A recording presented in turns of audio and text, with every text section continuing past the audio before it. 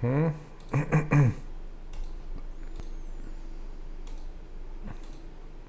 It is the 27th July 2019.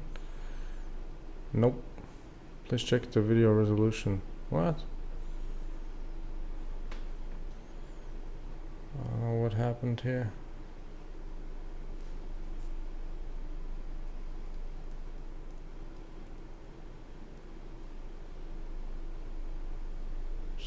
Oh, convert.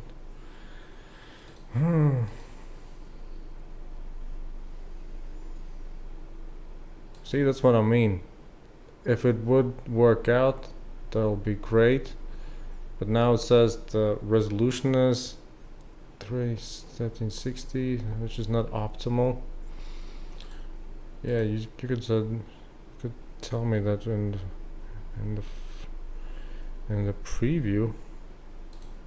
Do you have any experience with streaming? I never did live. All right. So I would assume I'll just have to. No, I have this. I have the right ratio. I always use the Wi-Fi Zeites because I think it's better when it connects with FCK. It's just bad. Zaglis. Are you connected? Alright, so I'm not sure whether or not it works now. I'll tell you about it in a minute. But now it seems it's streaming. Now it's streaming. This is recording. And this is recording. So I'm guessing. Now we can start. I guess so. So 27th July 2019, Saturday, 6:29 p.m. So about that, yeah, FCK is the closest one to here, but the Zaglis one is closest to that farthest room. Yes. First things first. What brings you to Latvia? What are your impressions? My first impressions, it's a city with a lot of colors. Pretty alive, because I was in Tallinn before to come here, and there is very quiet city. You don't see a lot of people in the street, and I thought here it was like the same. When I arrived here, I saw a lot of people in the streets, like doing business, living their lives. Was whoa, I am in fact in another country. And when I arrived in the center, I saw that old buildings, so beautiful, totally colorful. I was happy with what I saw here. So first impressions good. Yeah, good. Very. And so what brings you to Latvia? Well, I arrived here by accident. In fact, I was in Russia. I was going to Prague, and I lost my flight to Prague. And I was in my last day in Russia. I couldn't stay there anymore. My visa was expired, and if I stay there, I will be illegal. So I took the first fly, and I saw all the flights to go to Prague, and was totally expensive. And I should take the first bus to the more closely country. Right. And I was to Tallinn. When I arrived in Tallinn, I thought, well, why not know all the Baltic countries, because everybody says they are beautiful, all the medieval constructions are beautiful, so I will go to Prague by bus and see all these countries. Yep. Do you have any plans after Riga? Oh, I am going to Vilnius, and then to Poland, and then to Prague. You know what I remember? Do you have an Instagram account? Yeah. We should do a post. I almost always forget. Are you proficient at Instagramming? Well, I'm trying. I'm gonna try to do it.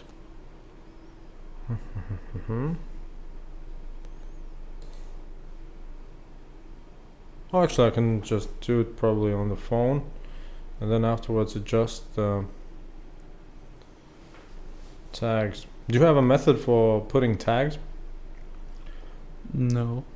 Because it's really, really difficult to do them just one by one. I just have a note in my mobile where I have a lot of tags and I copy and paste. But I in fact don't use too much Should we the try? tags. Oh.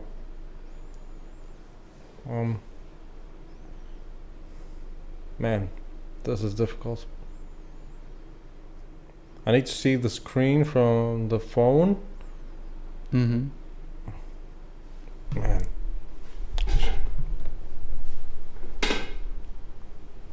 So where are we? Yeah, right? Right.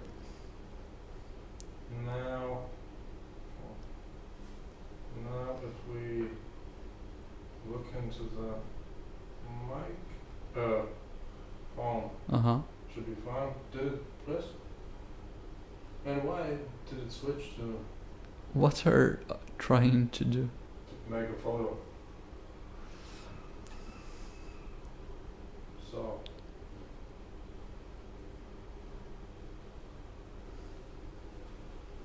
Yeah. Now it is. All right. All right. And no filter needed. Then you just post it on Twitter. This is number. Which number is it? Number 72, I guess. Number 72. So see, if I have to write everything from scratch, Mm-hmm. it's really, really, well, Slowly. yeah. And so I would actually need. So what's your tag? What's your username? My tag or my nickname? Do you mean Well, what? Well, I guess your username. Yeah. username? All right.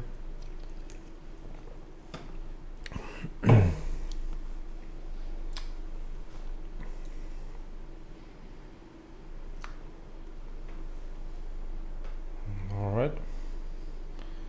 And then, it is possible to write the text afterwards additionally, right? Yeah. Yeah. So I'll do that. Because I'm not really sure which tags I used. Yes. So, alright, now I put it up. Yep. Alright, fine. Seems fine. Alright, that's out of the way. And so you said you were in Russia, you came to Tallinn, decided to see the Baltics, now you are in Riga, so you plan to go to Lithuania afterwards? Yes. Uh-huh. And you said that you are, what's the correct word, vlogger or video maker? A YouTuber? For now, I am vlogger, but I studied radio and television in Brazil, and I pretend to become video maker. But video making, it's much more artistic than just vlogging. So for now, I am vlogging, and just it. I'm not doing artistic videos. But you would like to? Yes, I love it. I love the video clips that are totally experimental, that are crazy. I like it. How come? Sorry? How come? What's the reason that you are so into it? I don't know. I think it make me feel happy. When I see crazy things in the screen, I think I can create anything that I want. So you would like to play with people's imagination? Mm-hmm. Yeah. Do you have any inspirations, any examples you live by when it comes to filmmaking or video making? I like too much of music videos, so I watch them too much. Too much? A lot. Well, There is a guy. Now I forget his name. Oh, he's director movies too. Oh, I will not remember. A YouTuber? No, he's director. A famous one? Yes, he's pretty famous. He did a lot of videos to Chemical Brothers, Kylie Minogue. So he's a music video producer or director. Yes, he's director, but he has movies too. What's the famous one? I don't remember the title in English. It's like seems like The Science of the Dreamings. It's about a guy who have crazy dreams. Yeah. And he brings these dreams to the reality. It's pretty beautiful. Is it a Hollywood movie? Sorry? A Hollywood movie? No, it's French, in fact. Oh, so also internationally interested in different nations film wise. Yeah. There are not much people who look at other cinema than American, right? I think there is a lot. Yes. Well, come on. Most moviegoers go to see Hollywood movies. And then I guess in total numbers, I guess Indian Bollywood movies probably more just because of the size. Really, I thought that Europeans movie was totally watched because in Brazil we have a lot of movie theaters who plays just European movies. So I Really? thought this. And when I was in Tallinn, I was in the cinema. I watched there one Korean movie in the cinema there. So I guess you could find some places that do play international movies, but when it comes to the majority, they just go to the big cinemas, and the big cinemas just play the blockbusters. yes, that It's just more appealing to the crowd. yeah, it's for money. But when you are interested in the stories, I think you just watch everything, not just American movies. What is the story of a good movie, in the sense that you would say, even though it's a small budget movie, it's a good movie? Because you cannot do much if you don't have a lot of money for movies, right? You have some people, some characters. But Yes, if you don't have a big budget, you cannot do big crazy things. no, Right. of course you can. One of the most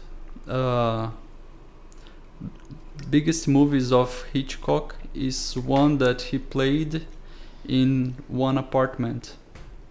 Well, Hitchcock was in another era, right? Nobody would watch Hitchcock nowadays, right? Well, I think a lot of people watch Hitchcock Well, now. Yeah, only those who want to be so super hipster, right? No, not super hipster. You are. Those are the people who watch Gone with the Wind and stuff like that in 2019. Alright, I will think about one movie. The only small budget movie that made an impression when it came out, for me at least, was Blair Witch Project. Because at that time, I remember it seemed so realistic when they filmed everything with those camcorders, and it was quite a big hit, right? Because of the marketing, I guess.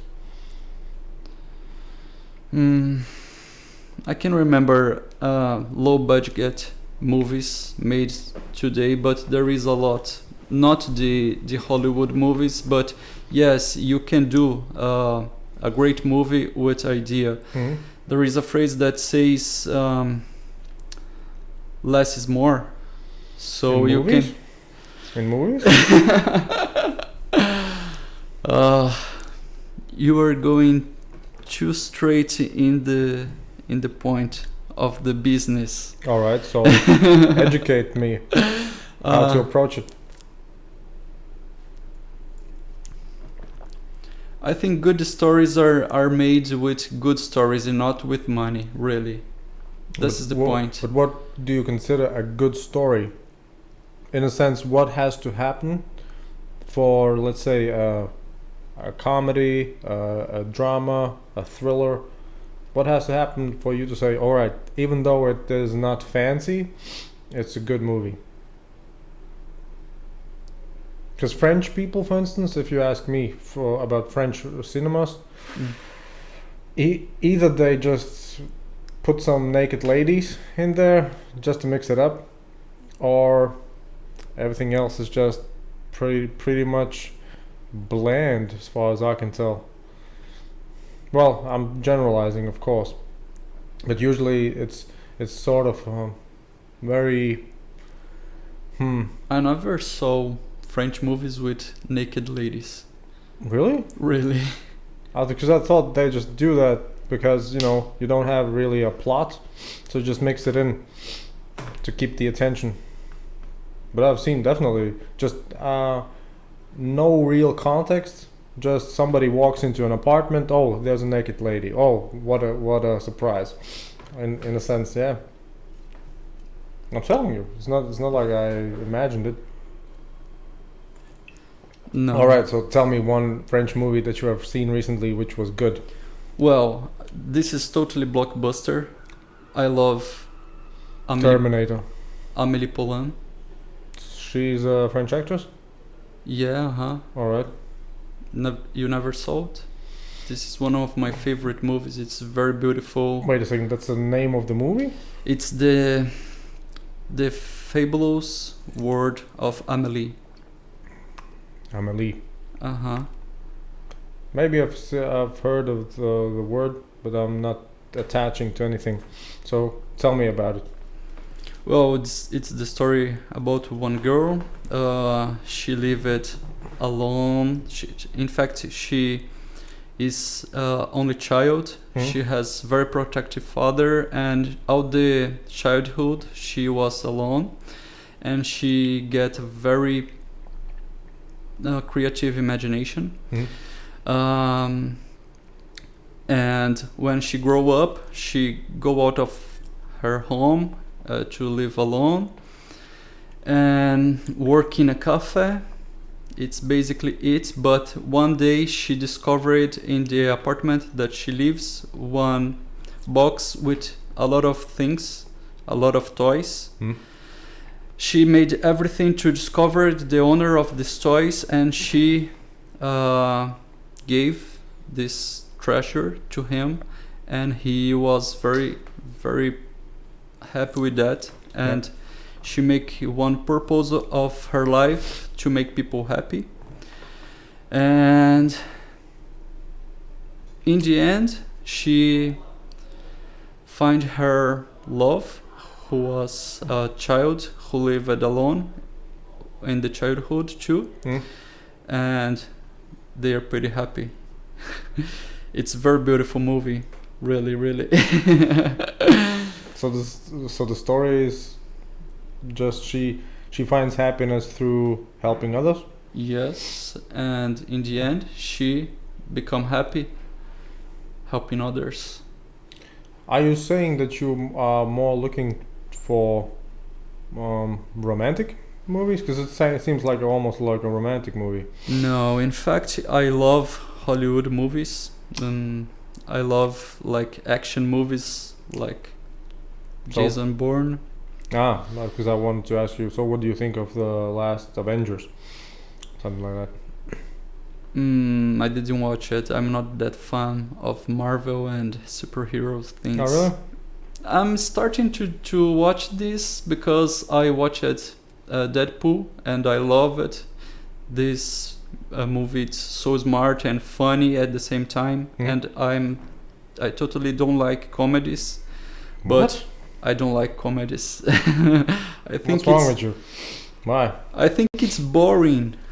I mean, a good comedy is something that it resonates with the audience, and it's totally unexpected. So if you have those two things, because you like to laugh, obviously you're Brazilian. Yeah.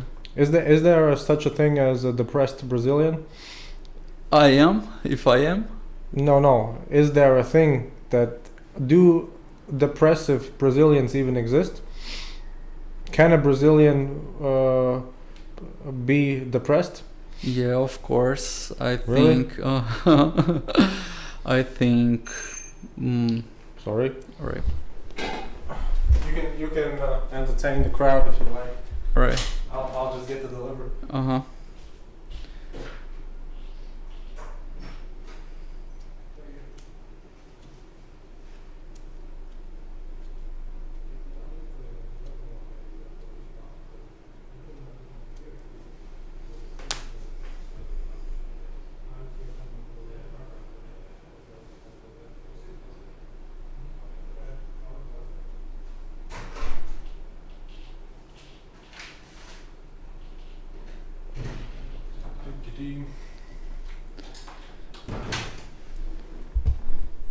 So I was unhappy when people who I love, yeah, when people who I loved die. I think this thing make us unhappy, but it means to restarting, and so we need to walk and. So you are saying that people react emotionally when something bad happens. That's one thing. Yeah. But I mean depressed as in, that Japan has one of the biggest depression rates in the world, right? Mm-hmm. They just live their lives. Nobody's dying. Nobody's hurting. They just feel depressed, and so many people go into the forest and just. See, that's depression. That's what I'm saying. Okay, Those are Japanese. No Brazilian would do that, right? Well, I think I have sometimes that I am depressed. I have friends who are depressed. I have friends who take pills. I have. Oh, really? Really? Brazilians. In Brazil? Yeah, they live in Brazil. So. They don't want to go out of home. Even though they have nice beaches, nice big butts on women, and the sun, they get depressed and use pills. That's strange. That's strange, yes, because when we have sun, we got a little bit happy, but there is people who doesn't like sun too. In Brazil?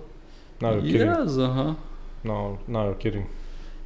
You ever been in some country with a lot of warm weather? With a lot of warm weather? Yes, I'm not sure. Very, very warm weather. It's not good. You are always thinking like, oh, I will die. Yeah, but you just need air conditioning. Right? We also are poor country. Are not so people who have air conditioning. I've seen too many Hollywood movies where I've seen the storyline go something like this: rich Brazilians are being, let's say, extorted by some gangsters because they're so rich in Brazil, so they get ambushed with bodyguards and stuff like that. So I guess in Brazil there is a lot of money, right? There's just a lot of corruption also and stuff like that. In fact, we are not a poor country. In fact, we are a very rich country, but the money it's not distributed. Mm-hmm. It's just for few people. In fact, we have like a lot of things that could make all the population very rich, and in fact all the population of a lot of countries, but the system doesn't permit it because they want the money for them, and there is it. Nowadays Brazil has a woman as president. No, our president. But there was a woman, right? There was a woman, but he was took it off by the mafia politicians. She decided to make new plans of government that will make the corruption go low, and the politicians said, so you pretend finish with the corruption, make the corruption's over, so we will take you. And they take her, and people like try to fight, but they send the police to us, send gases and plastic bullets, and never happened. So what happened to that woman? She was like took off her charges of president, and the vice, that is a very mafious guy, assumed the power. And he's still in power? No, he is not in the power. We had elections in the last of the year, and people are a little bit dumb and choose a very bad president too, who are giving he is continuing the plans of the mafious government. So the way to live good in Brazil is to be in the mafia? No, the the good way of living in Brazil, it's fighting and trying to make the things going better. That's what I do there. But what is the downside if you join the mafia? I think you will be a criminals, and this is not good. What if the whole country is criminal? You are just part of your country.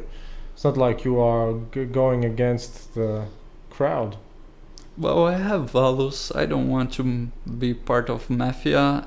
Well, but let's say I'm the mafia don. I'm talking to you. I'm recruiting you, right? I'm saying, look, every once in a while you have to sell some drugs, right? Do some, I don't know, extortion, but you don't have to kill anybody. Is that a fair deal or not? No, I prefer to go to the mountains and live a life out of the society. Damn. Yeah. Damn. I prefer to do it. I will not make part of one thing that I don't believe. Well, so what is it that you don't believe? Drugs or just doing strange deals? Both. Doing strange deals, drugs, and unfair like commitments like now, this. Let me adjust my offer. So Right. now you don't have to kill anybody. You just have to deal some drugs, and you can go. You can take the profits and donate it to charity. Of course not.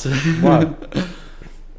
Because I will not make part of this. I just don't want to make part of this. I think we have like ways to make the people happy, in not in making crimes.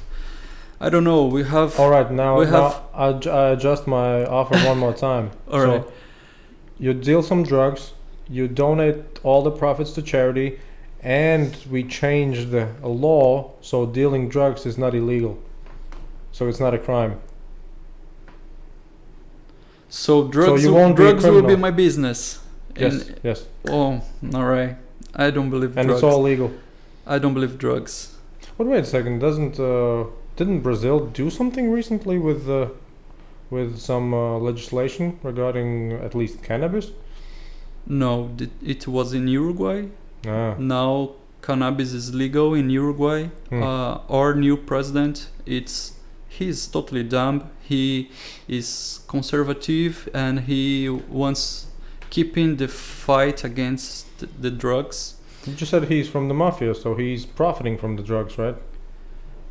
But in the mafia doesn't have the schemes just with drugs. Our mafia, it's must with corruption, not with drugs. But There is- corruption for what? For stealing money of the population. Like, You mean taxes? yes, Oh. We of course have a lot of politicians who are involved in drugs too, but the main system of corruption of Brazil is stealing the money of the taxes. They like use the governmental business to send the money to them or on accounts, and that's it. It's very complex. It's very complex. Like we have Petrobras, All right. that is a very biggest company that work with gas, Yeah.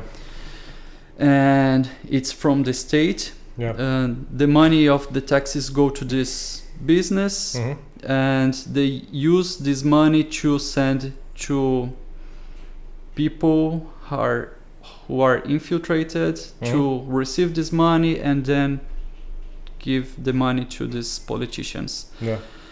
And other things like this. I have a lot of money to employ people to work to me as politician. I work a lot of people from my family. These people receive this money and give this money to me because I am the owner of this money. They gave. They still with just a percentual of it. And that is what you don't like. Yes, of course, I don't like this and these schemes, you know. I think the money need to be converted to the population and make the country grown up, like with health, like with education, like doing the transports good, because in fact we have a very bad structure in Brazil of everything. Like the you metro, have tourism, right? Sorry? You have tourism. Yes, but it's bad structure in tourism too, because like tourists needs to use the metro. The metro doesn't work, even in São Paulo, because São Paulo it's my city, and it's a very huge city. It's very big, and the metro it's like 10% of the city. You know, it doesn't work to everywhere. It's just in the center. Oh, you just take the bus, the tram. And you need to stay 2 hours in the bus, in the tram. Really? Yes. The people who work in São Paulo need to stay 2 hours to arrive in the work, and then when go to home again, 2 hours in the transport. So you expend 4 hours in the transit every day. That's not good. Yes, but our government don't use the money to make a good transportation. They make the money to build big houses to them. So when was a time when Brazil was actually economically good, socially and politically good? Well, the last time when we have the Lula, or last president before Dilma, that was the woman. He was distributing the money for people. We had a growing up, a very big growing up in this time. People who are poor and don't have food in their houses started to have food, started to have forced to go to like they could start to work, you know, because when they doesn't have food, they doesn't have like strength to go to work. So the country started growing up, and we have a crisis with this last president, Dilma. It's not the last. It's so hard to explain. Well, we started this crisis, and people were totally unsatisfied with her government, and she said, well, I will change everything. I will change the politicians. And the corrupted politicians said, well, you will not change. We'll change with you. And so now we are trying to growing up again. So you say that 10 years ago Brazil was fine? No, yes. 10 years ago we were growing up very too much. In fact, we had like a jump in economy.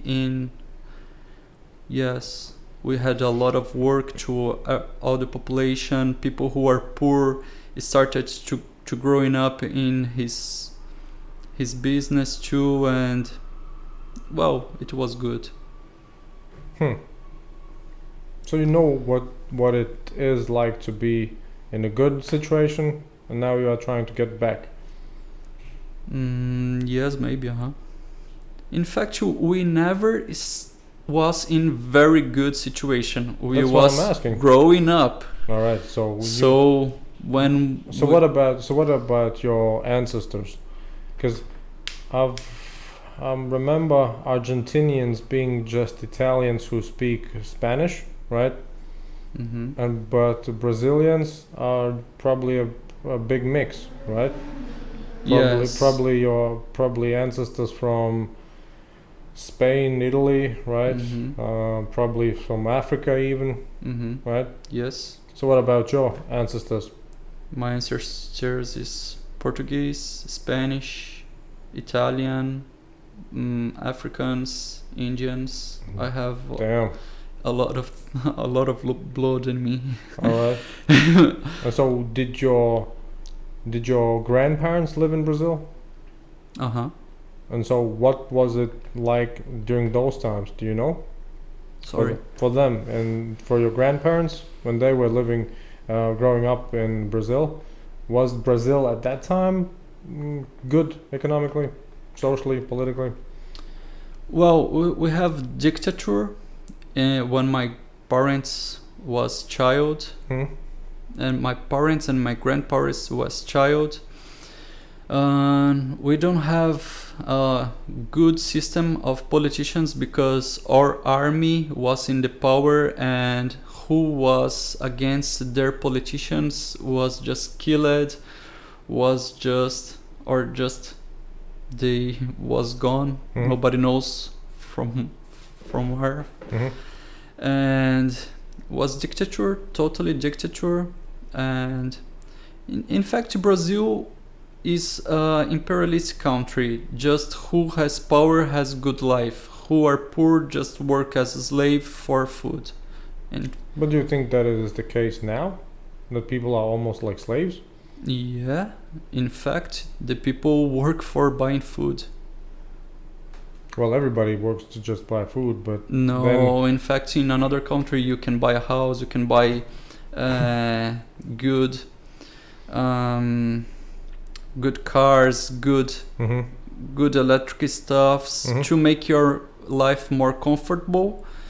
In Brazil, you need to save a lot of money to buy like a refrigerator or Mhm. a stove or a television. hmm. If you want to buy a car, you need to sell your soul to the devil. Who are the banks? They will like charge you 4 times the value of the car. Mm. And if you want to buy a house, well, you need to work too much because a normal house there it's like $250,000. It's like Brazil? this. Yes, we converting in dollars to be easy to you. So what does that mean? That people in Brazil have money, right? No, If they can pay such prices. in fact, no. You need to pay a lot to the bank and work a lot to pay like hypothecs Yeah. to the bank, and one house that it's not so expensive, you pay like 10 times more to the bank Mhm. just to buy a house. You don't buy, you live rented in a house and pay this house for all your life. Yeah. Yeah. That's the same story for many in the Western countries. They get a mortgage, and they paid for I don't know 40 years. Yeah. So, welcome to the club. Right? I don't think this is good to pay the 10 times more for a house. Well, you are sort of looking at the way of how people are being exploited, right? And then the banks are just looking at numbers, right?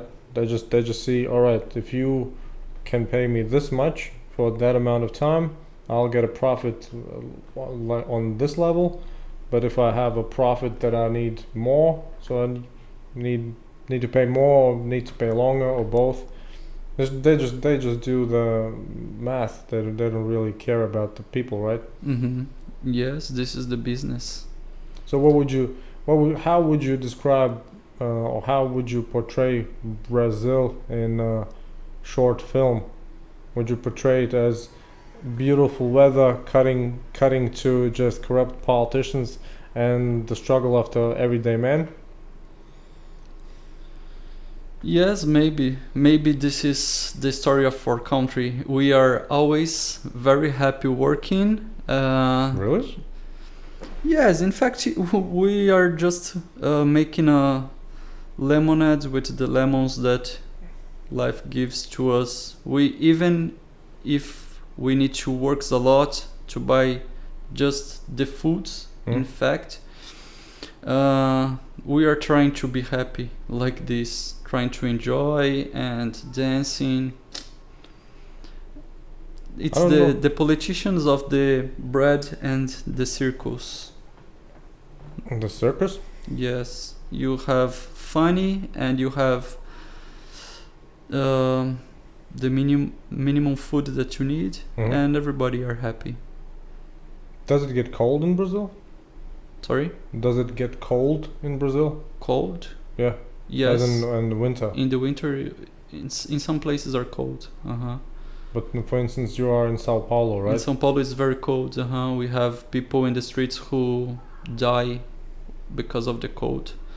So wait a second. Do you have snow? No, we don't have snow, but we have homeless who lives in the streets, and the temperature goes too low, like 3 grados, and people who lives in the street can support it, and them die. And we have a governor who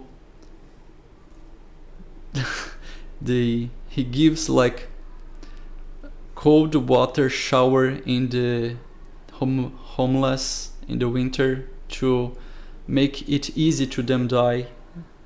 In fact, are you serious? I am serious. So wait a second. He is providing cold showers? No, people are just sleeping in the streets, and they send the people with cold water and like a truck with a lot of cold water and wet these people who are sleeping in the winter. What's the purpose? Kill these people because he don't like homeless. What, really? Yeah. Because really. in a way it sounds funny, but the result is if the result is dying people, it's not that funny. But it sounds funny when you say we have a governor who just runs around the city and washes homeless people. Yes, this is true. So wait a second. So what you is the? Search. I should just write it down from a sticky note. So what's the governor? João Dória. Damn, that's so Sao Paulo. Governor sprays homeless people. Actually, I should just probably look for it. Sao Paulo pictures. Governors. So do you mean like this? Oh no, that's for a riot. This is protests. Yeah, that's a protest. So World Homeless Day. Nope.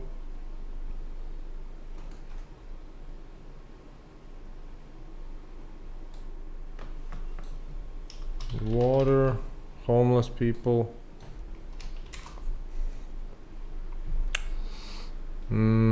Yeah, I need some keywords, I guess. This is the governor? No, this is not the actual. Go to the web and see the the notices. I think in the Resistance seize the city, speak for themselves, fighting for water. Cold kills homeless in Sao Paulo. Yeah, nothing really. well, I can find you here. I have the notice in my Sao Facebook. Paulo. Spray homeless people. Yeah, doesn't really say anything. Is there a specific word for the action? You can I try? Do you think in Portuguese it's good for you? João. How do you pronounce that? João João. or João? Mm-hmm. I somehow thought that a J in Portuguese is a H. Maybe I'm confusing it with Mexican, Spanish. Yes, it's in Spanish. Okay. When J speaks with R sounds. Okay. All right. Well, So this is the one.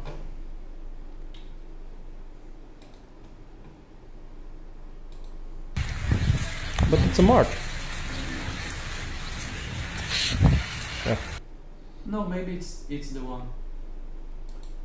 Let me see. Up there.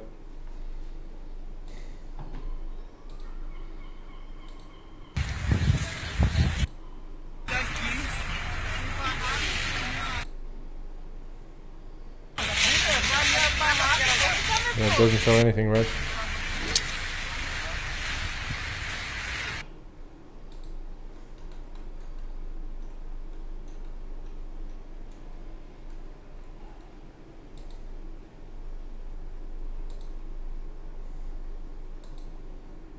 Nope.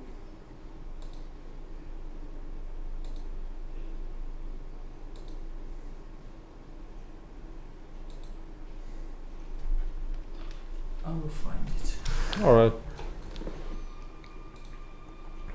Anyway, don't bother. Yeah, I get the picture. So he's hostile to the homeless people. So, what would you suggest he should do? He should make like some place who can host these people and make courses like to make these people enter again in the work companies. Like Is there a chance that those people who are homeless that they have an opportunity to get into the work life, but they choose not to? Yes, there is people who don't want. Mm-hmm. This is the people who are involved with drug problems. Like we have a lot of people who are involved with drug problems in Brazil. What's the preferred drug? Crack. Ah. It's because it's very cheap Mm-hmm. and cause a lot of hallucinations to them, and so they use it a lot. And when they go to this way, it's practically it's impossible to take them of this way. Mm-hmm. But we don't have 100% of homeless involved with drugs. In fact, it's not so much, because we have a lot of homeless because Brazil was in a very big crisis, and people who doesn't have money to pay them rents need to go to streets to live. And this governor, he's very rich man. Mm-hmm. He's a businessman who doesn't like poor people, and he just wanted these people go away from the streets and wet them with cold water in the winter. Mm-hmm. It's basically it. But he's still in charge. Yes. Mm-hmm. Because in fact, the problem that happened with Brazil, it was that Brazilians was so enough with corruptions of politicians that they started to vote in businessmen who want to go to the politics, you know? Yeah. The same that happens in USA with Trump. Yeah.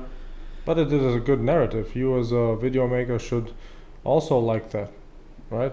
Because it has the ingredients to make a good story. Mm-hmm. Somebody who's not from the establishment comes in, cleans everything up, and the people cheer.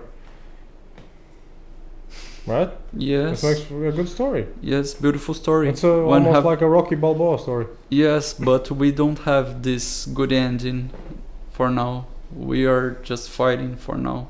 But to would have you? a good ending. But would you like your people to be wishing for somebody to come and do something, or for themselves to start doing something? It's not like anybody should come as a messiah, right? People can actually do something themselves. Yes, we in fact do it. We work a lot in Brazil. We are not waiting for the Messiah. The problem is the politics always try to make things hard to us. What do you mean, for business? With bureaucracies, with taxes. Our taxes is the highest in the world. What? I think. Yes. Wait a second. Yes. Even probably not. Probably. I think if we would have some people from Denmark or I don't know where. Yes, but yes, Norway, but they have the taxes converted. We don't have these taxes converted. Our taxes, it's similar from Swiss, and we don't have a lifestyle like Swiss, you know. Well, in some ways, Brazil has probably better lifestyles than Swiss, right? I get what you mean. The majority of the population is sort of in miserable situations almost all of the time. Mm-hmm. But still, somehow I don't recognize that as being the image of Brazil, right? When I think of Brazil, I just think of women with big butts and football and carnival. Oh yeah, carnival for sure. So yeah, all I see is just happy people running around. It's because we have and corrupt politicians. Don't get me wrong, but I think all of South America has corrupt politicians, right? It's just that you do it in a more in-your-face manner, I guess. South America, because they have more temperament, right? The North Americans have corrupt politicians as well, but they just do it on a sleazy basis, and same probably in Europe. Probably corruption levels are probably similar in Europe and in South America.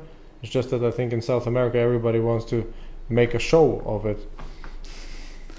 I don't know. Or maybe I've just seen too many soap operas from Brazil. I don't know if they want to make a show of it, or they are just laughing on our face like I am stealing you. Oh, by the way, what would you think of the idea that you have the taxes as in Switzerland, right? So that you actually are demanding in Brazil now that your government be made from Swiss people. Sorry, I don't understood. What do you think of the idea that since your tax is so high as in Switzerland, your country should be governed by Swiss people? So let's say you, right now you're in Riga. Afterwards you'll be going to Lithuania.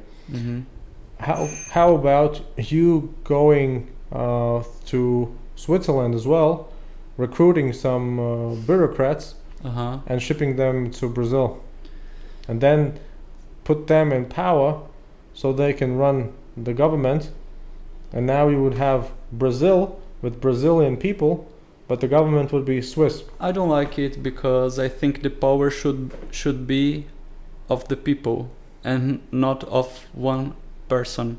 If I take one person from one country and put this person to govern my country, this person will have the power of my country, and I don't want someone have the power of my country. I want my people have the power of my country. Even when it's one president with the power of the country, it's not so cool. In fact, he are working to the population, but in Brazil doesn't working like this.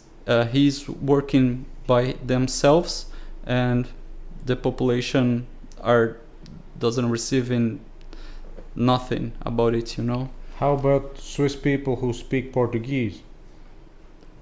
Because do you identify as Brazilian? Because you said your ancestries are from a lot of different countries, right? You could say you are part Indian. Yes. See, but you don't talk like this, right? It's not like you would be culturally attached to India, right? No, Indians that I say, it's not the Indians from India. Oh, it's I thought, Indian like. I see what you mean. The native Yes. inhabitants of America. Oh. Like indigenous. I see. Yeah, I get it. Oh, anyway. But you don't identify. You are not you don't have a nickname Running Wolf or something like that, right? Running Wolf? Yeah. You know, like always in the movies, Indians, or those Native Americans, for instance, they give each other Flying Eagle or something like that. So nicknames. This is in North America. Yeah. But in fact... so you are actually you are part Aztec or Mayan, right? Maybe. Now they're more than that? Mayan civilization, Aztec civilization, right? In South America. Incas. Incas? Incas, Mayas, and Aztecs. Alright. So you're one of them. I don't think I am one of them. I am like... So you're Amazonian then? Yes. Guaranis. That is my ancestors, I think. They are from the coast of Brazil. That's it. But you don't identify with them, right? It's not like you are running around with a leaf on your junk and just spearing for fish. I totally identify myself with them. I think really. I think I'm totally part of. Because they probably used drugs. Definitely. No. I think South American indigenous people are famous of using drugs all the time for ritual purposes, for festival purposes. I think they originated all the trans community. Trans community? Yeah. No, I know what about you are talking. Ayahuasca things. Yeah. Yes, I already took ayahuasca. I already been part of ritual. And does it make one sick? Because I've heard that once people take ayahuasca, they feel sick for a moment. In fact, it's like a cleaning of your body, because you have a lot of emotions and bad emotions that you are like keeping it with you for a lot of time. And physically? Yes. Do you feel fine, or do you have like the flu? It's cycles. You can feel flu, you can feel like amazing, you can feel flu again, and then you can have like spiritual travelings, like interior travelings, and understand a lot of things that you don't understand when you are sober. This is good because ayahuasca. I don't consider it drugs. I consider it like medicine. Oh, now you are just being a politician yourself. Well, this is not drugs. This is something different. So where would you draw the border? Is cocaine a drug? Yes, of course. But it comes from coca leaves, right? But there is like a chemistry process that, well, in ayahuasca there is chemistry process too, but the purpose of ayahuasca, it's making good for your body, eliminating bad feelings that you have, and you feel comfortable in your body again. When you took this kind of drugs, as you want to call, you understand a lot of things that you don't understand when you take drugs. Like I already use it, cocaine. I already use it, marijuana. I already use it. A lot of drugs, LSD, ecstasy, and Oh, so you basically know the most popular. yes, And you say that ayahuasca is the most beneficial? yes, because they don't. They made me don't want to take anymore these drugs that I took before to know ayahuasca. It made my body feel health again. I was sick before to took ayahuasca, and my body recovered after it. I don't feel like any kind of wishes of taking ayahuasca again for like enjoying purpose, or like for parties. Like people use drugs to go to parties. If I want to took ayahuasca again in my life, it will be to understand something that is bothering me in my interior.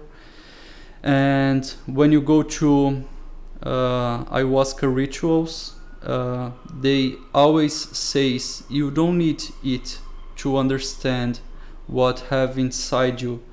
This will help you understand, but you need to use your own light that are inside you to understand it. We in fact are we are like in jails. Our spirit are using our body, and we feel like in a jail in our body. If we want to be free, we want to free our spirit, we need to like find the way to find God inside us.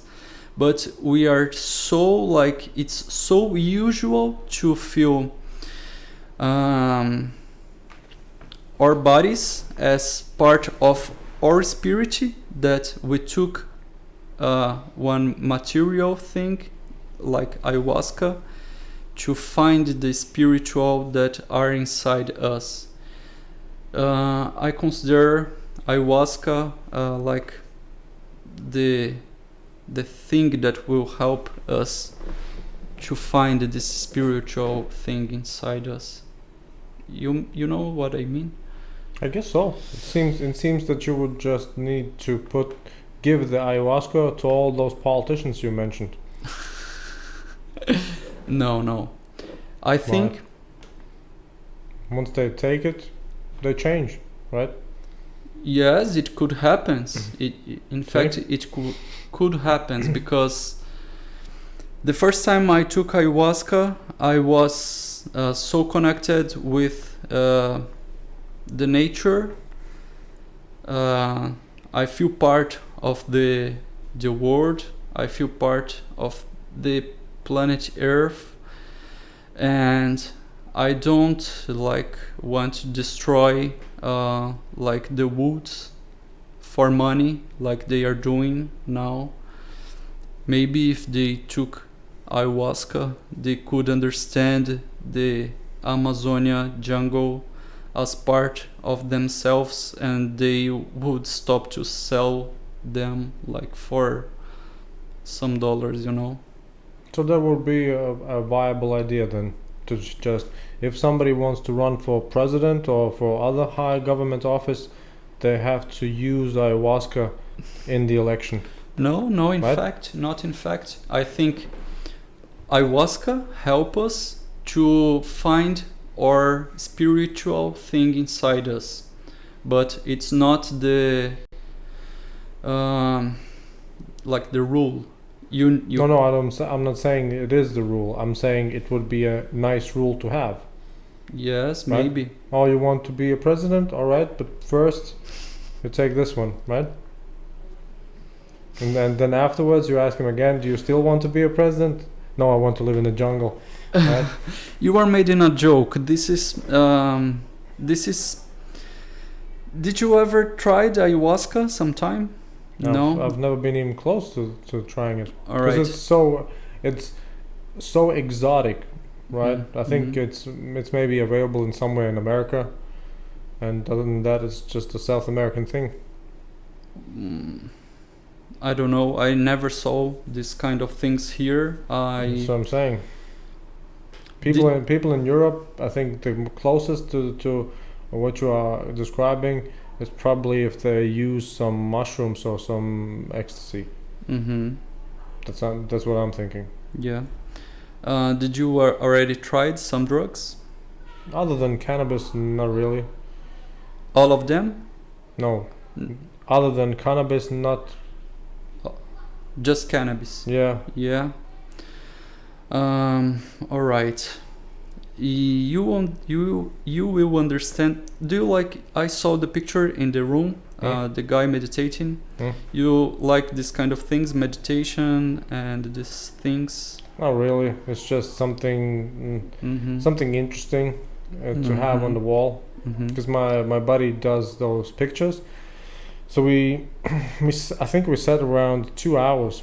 Just he has a projector, right? He attaches it to the computer, and so we just Googled different images. And once something esoteric came up, I thought, oh look, these colors are matching the wall, and so we just did a lot of different keywords that related to.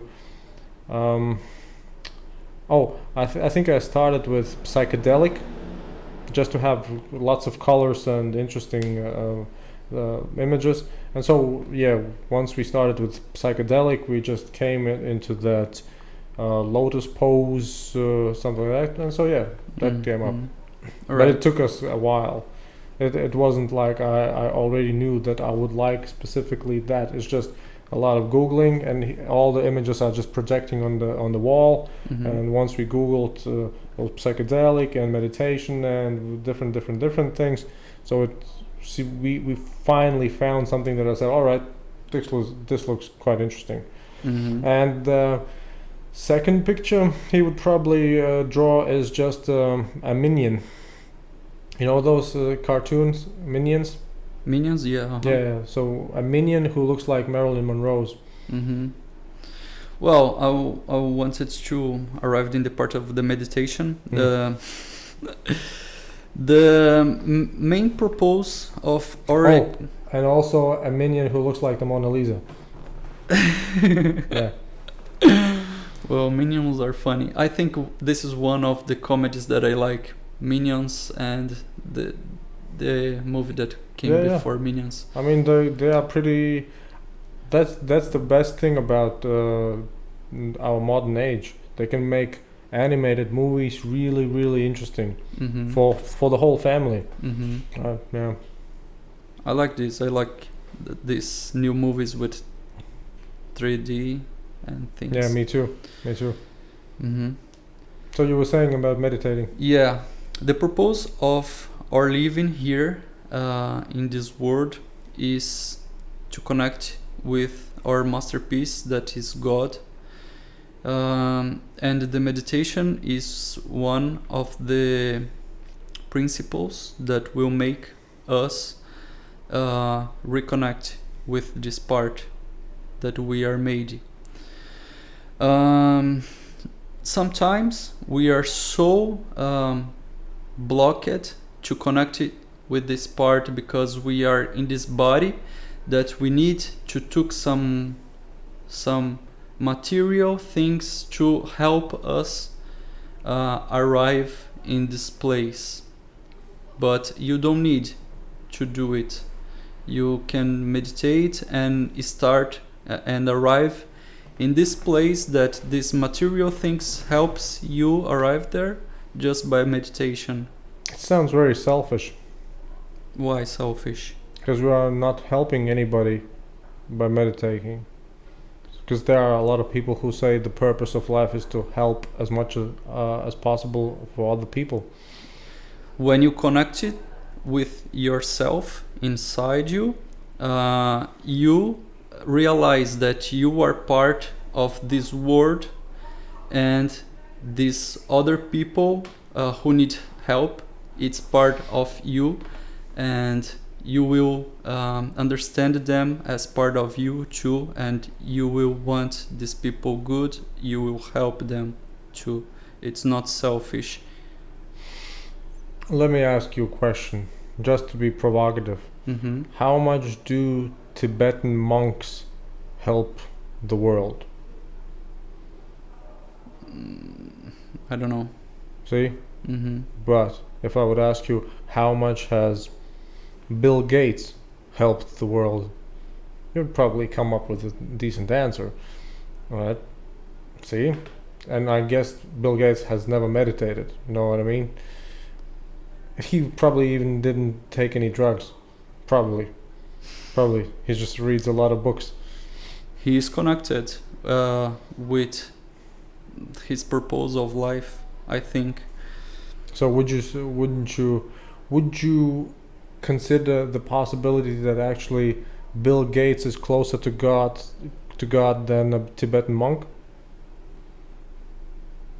Yes, I consider. So now you know where to look for guidance. Yes, I don't have just guidance who are spiritual masters. I have guidance who are business guys too. Mm-hmm. I have even a guidance who are model, that is Gisele Bündchen, one of the biggest models of Brazil. I love her. He's totally humanitarian, she is not just selfish as with her billion of dollars, and she are doing good things to the world. I know what you mean. Once she was the girlfriend of Leonardo DiCaprio, right? Mm-hmm. Yeah, yes. Yeah, I remember. She's a model. That doesn't really count, right? She just attracts some attention, and that's about it. Why she doesn't account? She accounts. She's doing good things. I don't know. I think it's just. I'm not saying she's evil.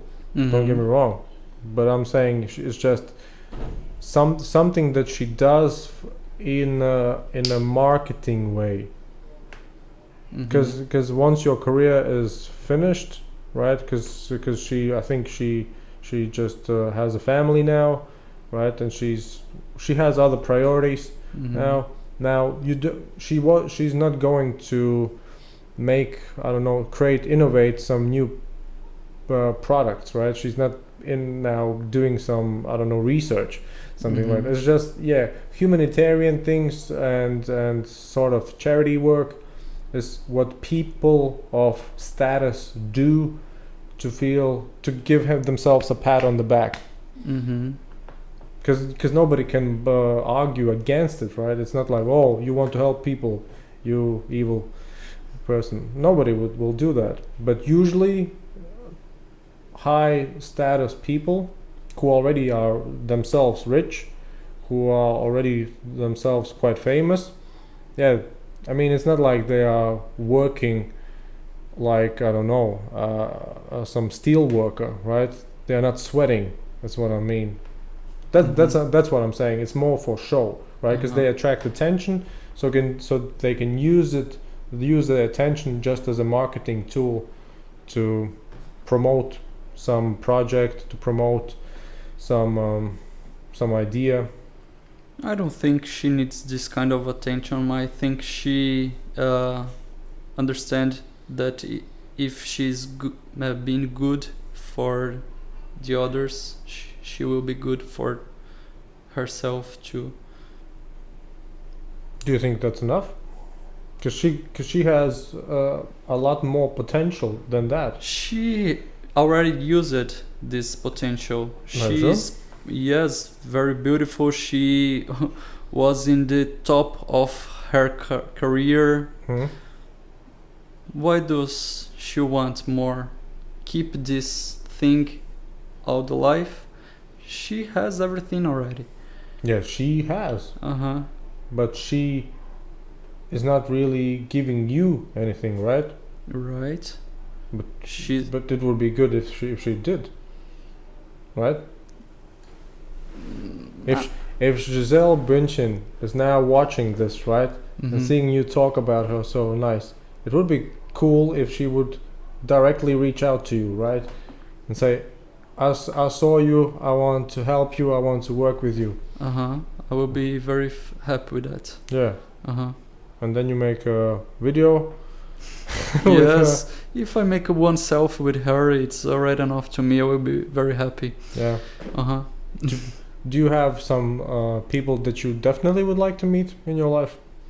Do you have that type of personalities that you would like to meet? Yes, I would like to meet Tarantino. Really? Uh-huh. Just because he's a artistic movie maker? Mm-hmm. Yeah, I love him. I don't know what I will do if I met him. Well, I mean, But just talk. Yeah. Maybe try to shine my mind with his brilliant thoughts. do you actually explore, or do you try to find out what makes great people great? How they came to be the way they are? Working, I think. Well, I mean, have you read, for instance, the biography of Quentin Tarantino? I never read Hmm. the biography, but it will be interesting. Someday I will read. Because in a sense, they probably have some interesting life experiences, right? Which made them the people they are. Yeah. Who's the most famous movie director from Brazil? Fernando Meirelles. And he's a local Yeah. celebrity? No, he's not a local celebrity. He made one of the biggest movies in Brazil that is called City of God. I think you will know it. City of God? In Brazil? Yeah, Why should I know it? because it's our most famous movie, and it. It's a totally Brazilian movie. No. Nope. It's I very. mean- It's a very beautiful movie. It's very nice. So I'm guessing it's about. Which was the city where the Jesus statue is? Rio de Janeiro. Rio de Janeiro. Mm-hmm. So is it about that city? Yes. Yeah.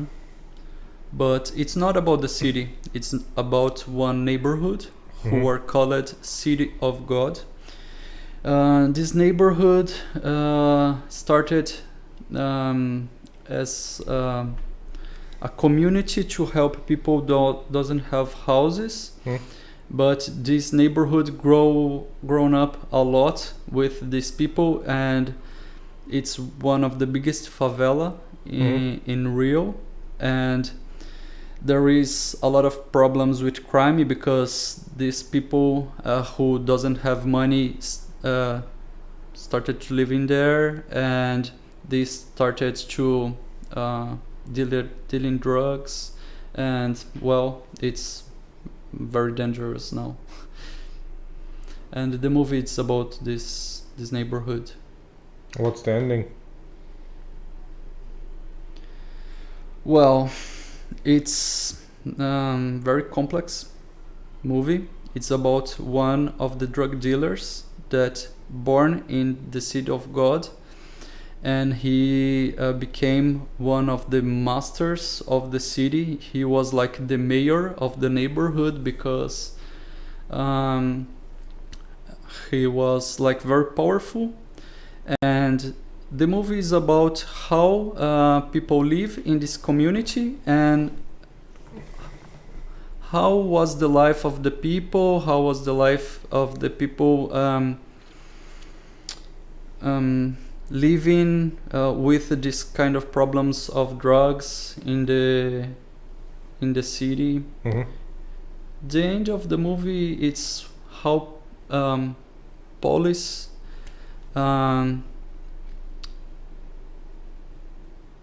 made enough with him, made enough with this problem, because the police killed this drug dealer and the problem it's over, but it's not true.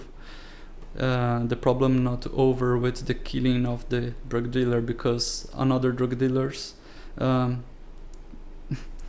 keep making this thing, you know. Well, the movie is about the neighborhood. It's a very nice movie. You mean because that it depicts so realistically the tragic? Yes, it shows completely real the way of life of the people who lives there. But it's not something you would like people to live like that, right? Yes, of course not. You know, actually sort of compare it to the third world in general, because I think you could find people like in favelas, people who similar in Africa, similar in Asia, and probably similar in also, yeah, it's probably similar in Europe and America as well. Probably not that much, but I guess it's not a really a favela thing. It's about just poverty, right? In fact, this movie is about the story of the people who lives in this kind of dangerous place, and to them it's like normal because it's their lives, you know, and it's very, very dangerous. When people who are doesn't know about this kind of reality watch this movie, she's like, whoa, this kind of things exist. The people think this is just a movie, but it's not. It's the reality of the people who lives there. Well, yeah, I don't think anybody is naive about those things. It's just, yeah, again, I mean, if you talk about Brazil, I know there are poor people. I just don't associate Brazil with poor people in general, right? I associate Brazil with just partying people. It's because, in fact, our country is very rich, you know. It's not. It's because of the it you don't think about poverty when you think about Brazil, because our country is rich. The main problem of our country, it's the inequality. Inequality. There is a lot of people who are very rich and people who are living in misery states. Technically, I could use Brazil as, because I didn't tell you that, but I use India and America nowadays. Since at least 12 episodes, I started using India and America as clickbait topics. For if I talk to a guest, right, we just, let's say now we talked about Brazil, right, for a while. And so then I would ask you, so what do you think about India? What do you think about America? Just for clickbait. I'm just trying to see whether or not that type of topics translate into specific viewers from those regions. Meaning if I speak with a Brazilian dude about India, does that mean that people from India will watch this episode, right? So that's why I do that. And you said about the slums, about the favelas. But what would you think about India? Have you been there? Do you plan to go there? Yes, I plan to go there. Because I would guess they have... Oh, maybe they have the same or even bigger level of poverty, but they probably don't have as much violence, right? Because they are just Hindus, right? And they meditate probably, right? Right? I think it yes. Maybe it's like one conception. I don't know if everybody there meditates, because in our country we have like a big parcel of the people who are Protestants in Brazil, and they believe in Christ, and they are always saying about the Christ's acts, and my country it's violent, you know. I don't know if the India it's not violent because of the Hinduism. I don't know. I just imagine Indians being really, really peace loving, at least physically. But I think when it comes to the internet, they're just probably just the keyboards are probably hot when they type angry comments. I would guess so. I guess Indians are more on a physical level are more peaceful. But I would guess on internet comments they are the same as everybody else. I don't know. Think so. I never saw. But you've probably comments. met some Indians, right? Or some Indian Indians. Yes, I met. They are very kind. They are very generous. See? I think it's just because of the Hinduism. And they don't eat cows. They don't eat what? Cows. They live in a house, I think. They live in a house. No, I'm not saying they don't live in a house. I'm saying they don't eat cows. They don't eat cows. Yeah. I understood chaos, like chaos. Yeah, maybe. And they more make. Have you seen a Bollywood movie that you like? I never saw Bollywood movies. Would you watch one? I don't like this kind of musical genders, and I was so boring if I started to watch some Bollywood movies and they started to dancing and singing. I was there is one music again and again and again and again. I'm not kind of fan of this kind of movies. But in a sense, if you are a video maker, trust me, I don't have any proof, but I think you can trust me. If you, specifically you, would start making videos relating to Indian topics, even though it might be, I don't know, reviewing that you don't like Bollywood movies or something like that, I think you would be quite famous in India. Because you look sort of Indianish, right? And you speak English, which means a lot of Indians will understand you, right? You are very relatable to people. And you are thinking about the poor. So there you have 1 billion Indians already. Have you ever... What is the... Let's say if I ask you, what is the goal of you making videos? Is it to have an audience in Brazil, or to just have a story that you could tell all over the world? First I started because I was working in a job that made me very bored in television. I was working as television producer. And that made you bored? Yes, in fact, totally bored. You probably had some totally fresh actresses every day running around, right?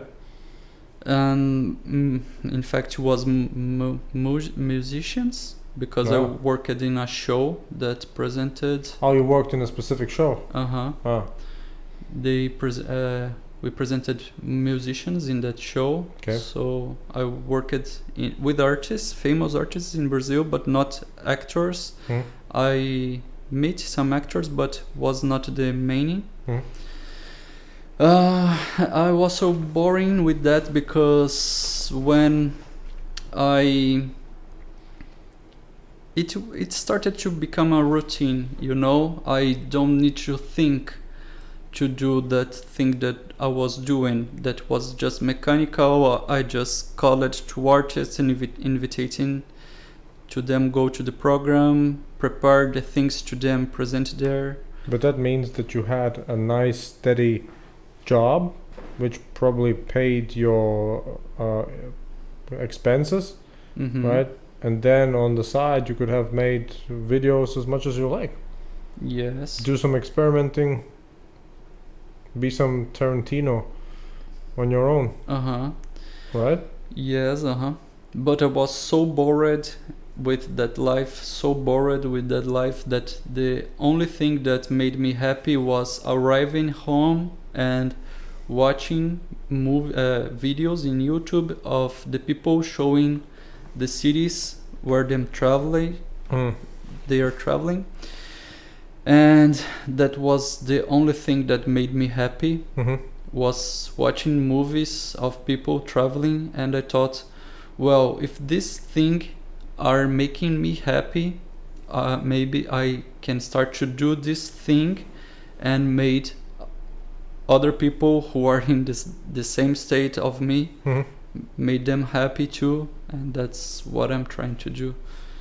Show the cities where they probably will not go in, because we have a lot of poor people in Brazil who just don't travel to the next city, and I could show them they live in other cities.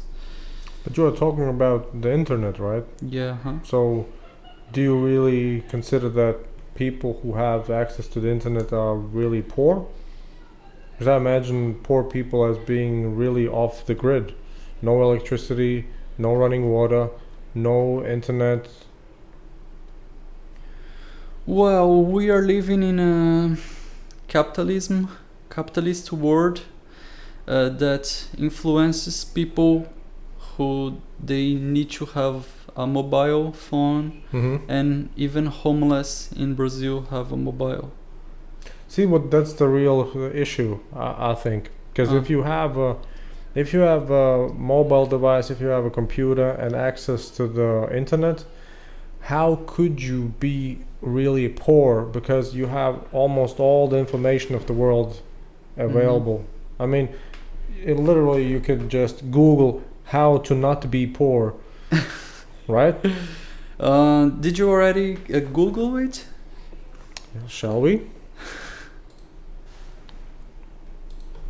So, Google, tell me how to not be poor. Mm-hmm. 5 things to do if you are tired of being poor. Mm-hmm. Alright. Just 5 steps. Alright. How to not be poor. Saving freak. I don't want to be poor. What should I not do? 20 things the poor really do every day. So, start budgeting. Mm-hmm. Find ways to earn more. Mm-hmm. Make saving a priority. Stop using credit cards. Mm-hmm. Get out of debt. Alright. Do Yeah. you think people who lives in the street have credit card? No, but they have some type of money. They have some type of resources. I'm not saying they have much. I'm saying that they have something. Otherwise, they would be already dead. Yeah, yes, they are medicating, like asking for people help them All right, with do some coins. yeah, but see, if you get your money from asking people to donate, Mm-hmm. ask more. I'm not saying Right. that it's the right thing. No, I'm not saying either. But I'm saying if somebody has a financial resource, Mm-hmm. he can at least try to increase that resource. In a sense that, look, if you are poor and you are begging on the street and you are spending, let's say, 3 hours a day begging, you get, let's say, $5, and for that $5 you get your one meal for the day. Mm-hmm. Spend 6 hours, get $10, have 2 meals.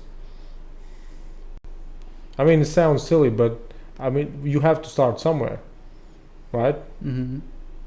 And you will expend all your life counting with some coins of the people? Isn't it better than just begging and not doing anything after that? Mm, I So what do the people do when once they have the $5 after 3 hours of begging? They eat their meal I think they should have. and they have the internet. That's what I'm. If you say about people who are off the grid totally, that's one thing. But if those people you mentioned have a smartphone and the internet, something's wrong. They just need to Google how to not be poor. I mean, literally, it's just And you will see, don't use your credit cards. The people who are living in Alright. the streets already lost the credit you cards. are concentrating on one point, but they had different other points, right? Mhm. Some of them will be applicable also to those people begging on the street of Sao Paulo.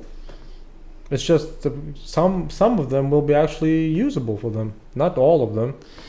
What? Well, I think what make people poor, it's like don't have any information. And Yeah. all right, if they don't have an information, they don't will like search for how don't be poor.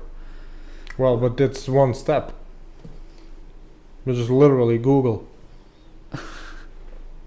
Don't you think that actually smartphones will change the world in a way that nobody will be really poor, physically poor? Mentally, of course, everybody just wastes time on the internet maybe, but physically poor.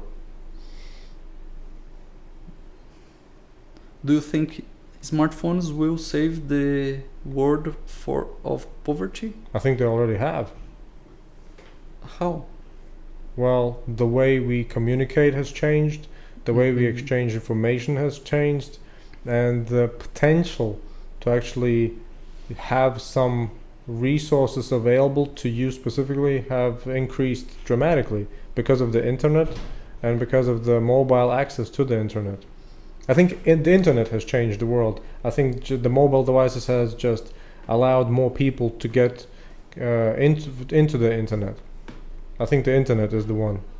The Mhm. mobile device is just a vehicle Mm-hmm. for that. Because nowadays people don't really need computers. They have a telephone, they have a phone, they have a camera, they have a sort of a pocket computer, Mm-hmm. right? Yeah. Yeah. And just Google how to not be poor in Sao Paulo. I think the opportunities will change the life of the people. If you have one mobile, Hmm? I think it's better you search how can I have a job. All right. In Sao Paulo. Uh-huh. And then it shows you the vacancies in Sao Paulo. Of course, Right. and you live in a street, and you can have a shower. You can have Where to get a free shower in Sao Paulo? yes with the And then governor. and then the governor greets you. Yeah, he will give a shower with cold water 'Cause- in the winter. Because it seems to me now you are talking about the one thing that is really critical, and that is inspiration and motivation. If you have all the access to all the information you will ever need, right? You don't know how to do X, just look up at the internet, and in a few hours you will know at least the basics, right? If you Mhm. have that situation right now, the only thing that matters is whether or not you are really inspired to actually follow the path. If you have the inspiration, if you have the motivation, you have the option, right? Yes, of course. Yeah. Mm-hmm. So, would you say that now the ayahuasca comes in to give the people the inspiration, the motivation? Yes. Maybe. So then you have a strategy now. You just need a smartphone, ayahuasca, run around the streets of Sao Paulo, and just spray the people with that instead of water. It doesn't make sense. I was talking about the opportunities. If one person who lives in the street go to look for a job, and another one go to same job. One people who had the opportunities. He took a shower at home. He has good clothes to have good presentation there. Do you think the people who will give a job will give to this guy who lives in the street and don't have like good clothes, or to this guy who are beautiful and... But that is just a question of whether or not he can actually get to that place that he's ready to be taken by somebody. Now you are saying that just because somebody didn't have the nice clothes and a warm shower, he will not get the job. Yes. If he knows that, he can, before he Googles how to get a job, he can just Google how to get a warm shower for free in Sao Paulo, and then afterwards how to get nice clothes for free in Sao Paulo, right? Because I'm sure in Sao Paulo, if you want, you can get a free shower and free clothes. I'm sure. Maybe when you have millions of people in Sao Paulo. Yes, you can. Somebody has spare clothes. Somebody has. Maybe when monks go to the streets and give showers to the people who lives in the streets. But do you have any type of institutions, charity institutions in Sao Paulo, who actually allow people to get a free meal, get a free shower, get a bed? We use it to have, now I don't know, with this governor who doesn't like poor people, and well, I'm guessing. Look, it. I'm not saying I know anything about that man, but I'm guessing he doesn't like homeless people on the streets. You know what I mean? He doesn't like homeless people in anywhere because we had a lot of buildings that was not used for the owners, and people just invade these buildings. And it was in very good location in Brazil, that almost next to the center, but it's like occupied by homeless, because the center in São Paulo, it's like trash, and he just started to destroying this kind of buildings with people inside of these buildings, because he had the great idea of selling this place. Yeah, because it's valuable. Yeah. And you need to unoccupy these places before to destroy this place with people inside. Yeah. You know. In fact, I don't believe that you should destroy these valuable places who has lot of history. You can build a new one. You can restore it. Yeah. You can imagine if old Riga was like totally destroyed by one businessman who want to sell the terrain to another businessman, build some beautiful and modern building. If you ask me, I'm fine. Really? For sure. Because I don't attach my identity as a Latvian to some buildings that Swedish or German people built. Because those are remnants of past times where Latvia wasn't even around. Latvia didn't exist. There were Germans, there were Scandinavians. They came, they built some buildings the way they were able to at that time. That's about it. I know what you mean, that look, the architecture is so unique and stuff like that. But dude, I'm telling you, I'm just a utilitarian when it comes to the space where people live. If more people have more benefit, sounds good to me. Well, in the case, will not more people having benefits? It was like one people having benefits the businessmen who are governor now and Yeah. have a lot of businessmen's friends and will sell this kind of terrain for nothing because it's like the things that he did. Hmm. And we will lost the part of story, and we live in a very big country where have a lot of space to build new buildings. Hmm. Why do you destroy history to build new buildings if you can build new buildings in a place who has nothing? You know? Look, there's one thing about the architectural landscape, and then the designers and architects can actually argue about how to build new buildings that fit into an old environment. That's the option. But the reason why you would build something new is usually because it's better, technically and aesthetically many times. Because imagine that. Many times when people from, let's say, the 1600s, when they built some type of buildings, if you would have the option to take them into the present time and ask them, do you like this building? They would probably say, no, it's just something we did because we didn't have any better tools, right?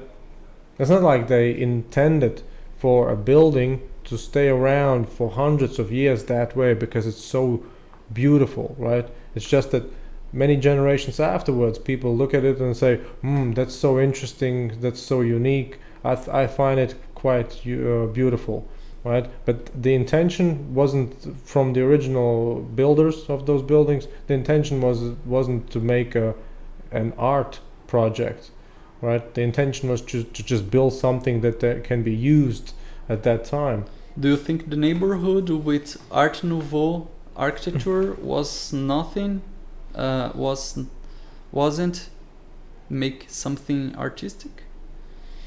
I Do you think think art. this is just I think Art useful? Nouveau. I think Art Nouveau was probably some type of trend at that time, which was specifically designed for, I think, aristocrats to just be, to be different, to be original. Yeah. It's not just to be useful. It's to be Yeah, but beautiful see- too. Yeah, but see, that's the point.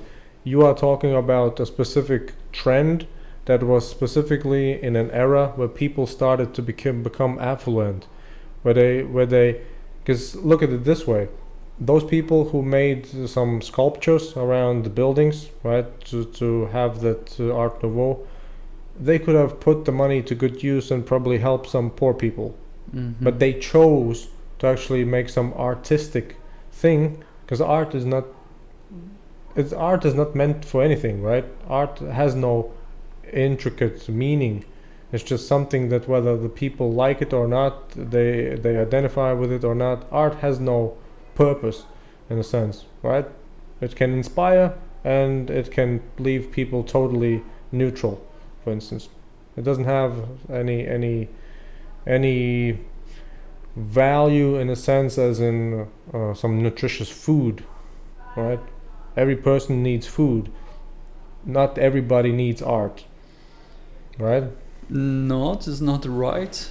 If Well, I you are- leave it without music, I think You are interpreting your current beliefs.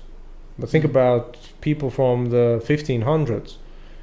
They were concerned about how to survive. They didn't concern themselves many times about, things that we would be considering now really useful and needed. we are working for survive too. No, we are spoiled. Me and you, we are spoiled. We have the internet. We have all the basic needs covered. We are spoiled. We are rich compared to people from 500 years ago. Mm-hmm. But that people were rich too. That people were rich too. Yeah, but that's what I'm saying. I mean, we are living currently better than some French king many hundred years ago. So who's actually rich? Rich is just relative to the times and opportunities. If you have more opportunities, then the rich can access more opportunities. But if the rich access more opportunities and create other opportunities for those who are not that rich, so these people become richer as well, because in a while they get more and more opportunities, right?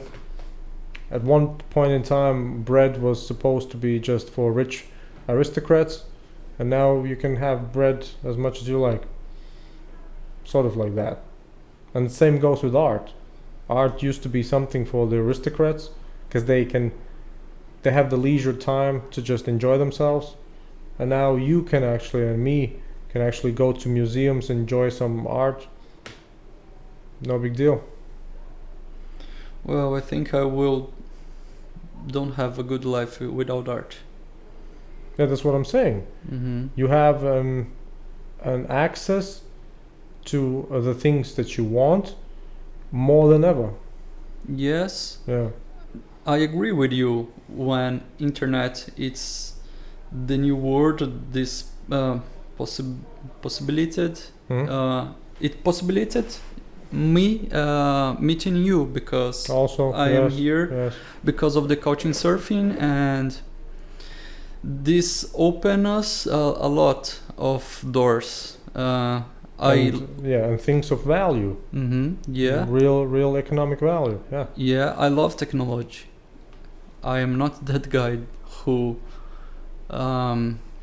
really wants to go to the woods and live in the woods. You know, I love my smartphone.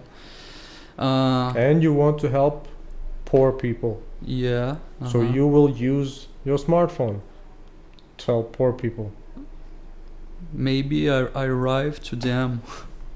Well, but you do use your smartphone to use Instagram, right? Mm-hmm. And so you on Instagram you show pictures of your travels, right? Yeah. So you just need some inspirational quote in your photos, and then you probably help some people to get going. Let's say you make today a photo of old Riga, right? You place the camera so that it's a real nice view of Riga, right? And you put a caption, Google how to not be poor. Right? People say, oh, look at that. Hey, yeah, I should do that. Right? It's a combination of things. It's just marketing. You attract something with one thing, but while you got their attention, you direct that attention to what you want them to pay attention as well. Needs an idea. I'm not. If you write in Portuguese, Google how to not be poor, right? And if you have an audience of 1 million people, Portuguese-speaking people, I'm guessing at least 1,000 people will really Google. At least Google. Maybe not read what they would go find, but at least Google. At least do the thing. Well, it's an idea. Yeah, because that's why I asked you. Do you think that people should be actually trying to do the work themselves, and not just wait for a politician to come and do something? That the people actually try to figure out, all right, what is the thing that I can do? What is the thing that I can actually enhance for me, for other persons? And I really think if you have an audience, just talk to them.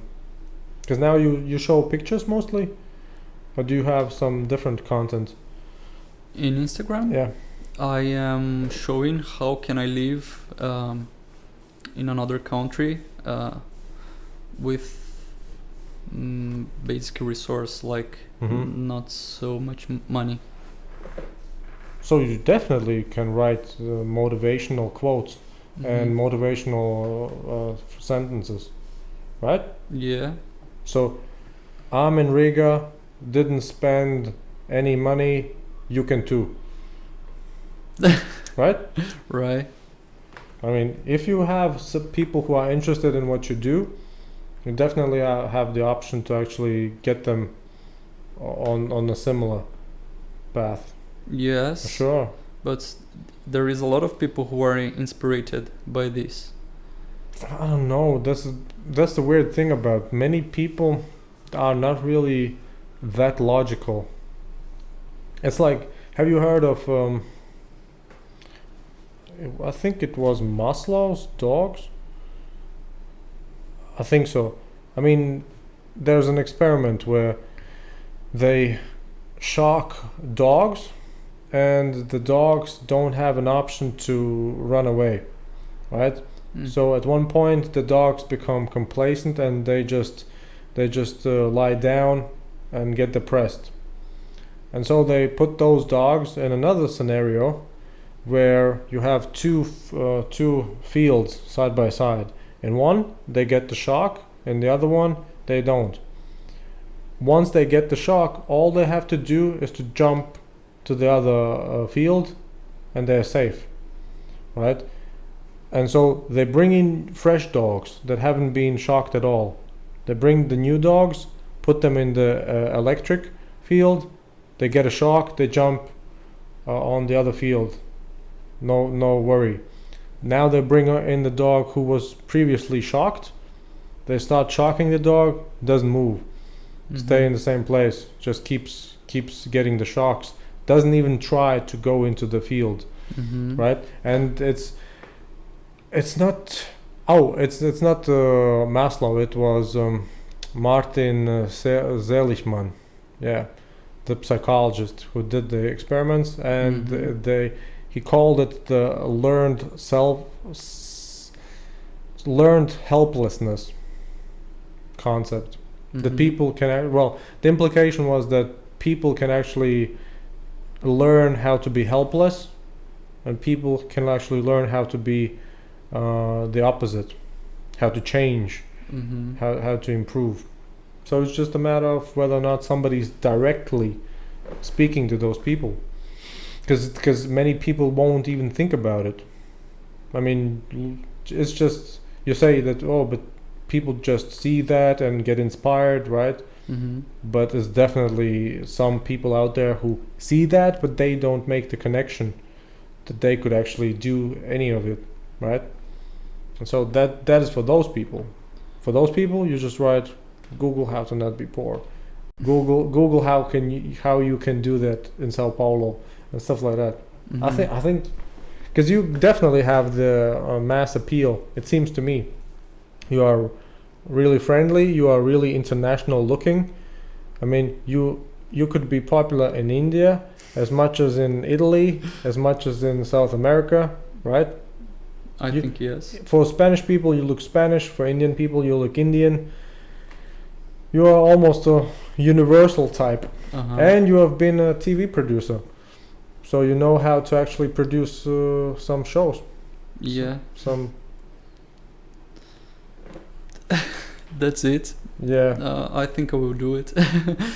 Because you have any experience in marketing? I don't understand how works marketing. I already tried. I'm not good marketing, but I need to do it. Well, you have the Instagram as a marketing tool. Yes. For sure. Yeah. For sure. And you know what we didn't discuss? America. So what is your opinion about America? That's the second clickbait topic. You mean America, USA? Yeah, you say. I love there. I think it's a beautiful country. Maybe one place where democracy happens, in fact. I think they are awesome. I like there. I don't know the country. I've been in Miami, but maybe everywhere it's like Miami. No, Miami is probably a totally different world. Because there's just too much cocaine and too much money over there. Really? Yeah. Miami was built from cocaine money. Really? Yeah. There's a quite famous documentary series. It's called Cocaine Cowboys. It's just basically all about how Miami was actually built. Uh-huh. Well, I lived there, and I thought there was like one perfect country where everything can be built and it will works. See, that's where the drugs come in. You need drugs to make beautiful countries. I don't believe it. Well, you said it yourself. You like Miami. I like Miami without drugs. Nothing that you saw or experienced in Miami would have been possible if not for drugs. Cocaine specifically. I'm telling you, that's the truth. Yep. Well, Yeah. I never saw cocaine there. Well, I'm not sure whether or not you really searched for it, but if you would ask around, it's there. But I think it's here too if I ask around. Yeah, but you would need definitely more time and resources to find it. Over there, it's probably just around the corner. As everything in USA, yeah, things happens. I don't know if you would go to some remote place in I don't know, Utah. Probably not. Mm-hmm. Probably not. Too many Mormons. Too many different cultures. But Miami, yep, totally built on drugs. Mm-hmm. Why do you give this importance to drugs? Oh, because it has a cultural relevance. It's not that a place or a geographic location is isolated from its culture or history. It's always attached.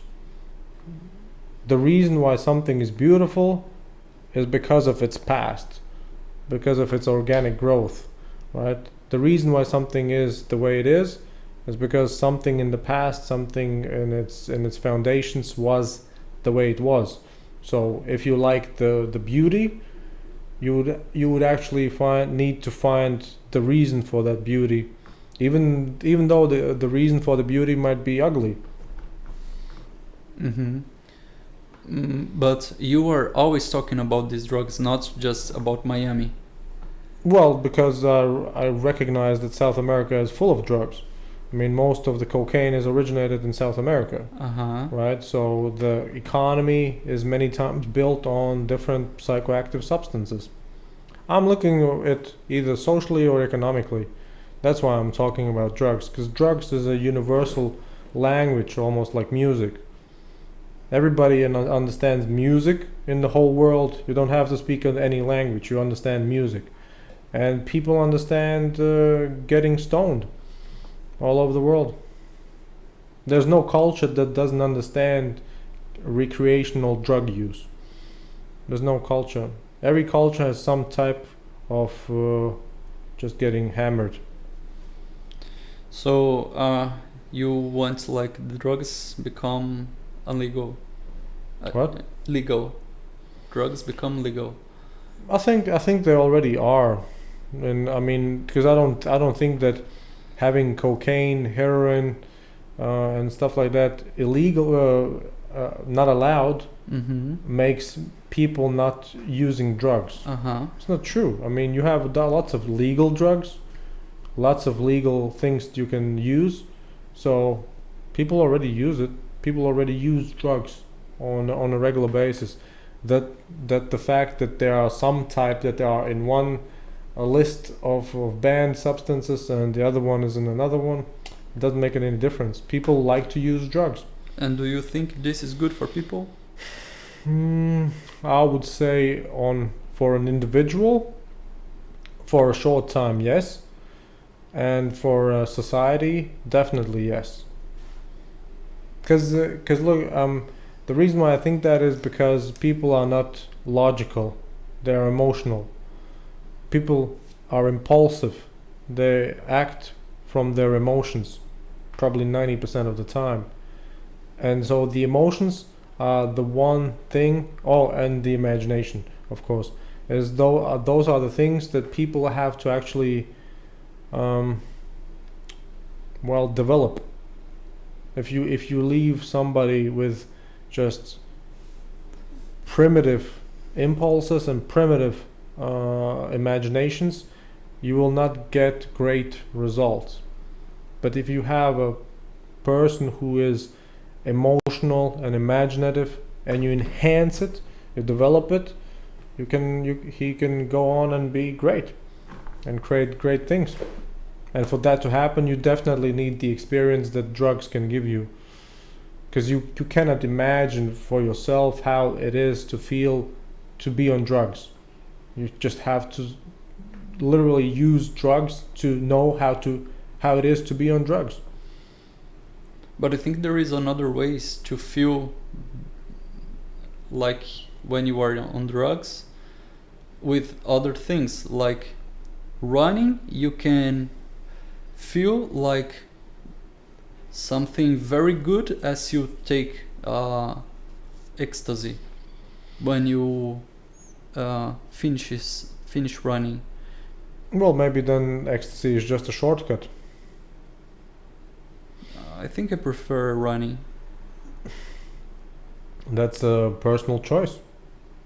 The only thing to consider is not that you like this or something else, is that you have a choice.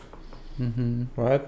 So that's why I would say that probably most drugs should be legal, fully legal, just like alcohol should be fully legal, and then people have the choice.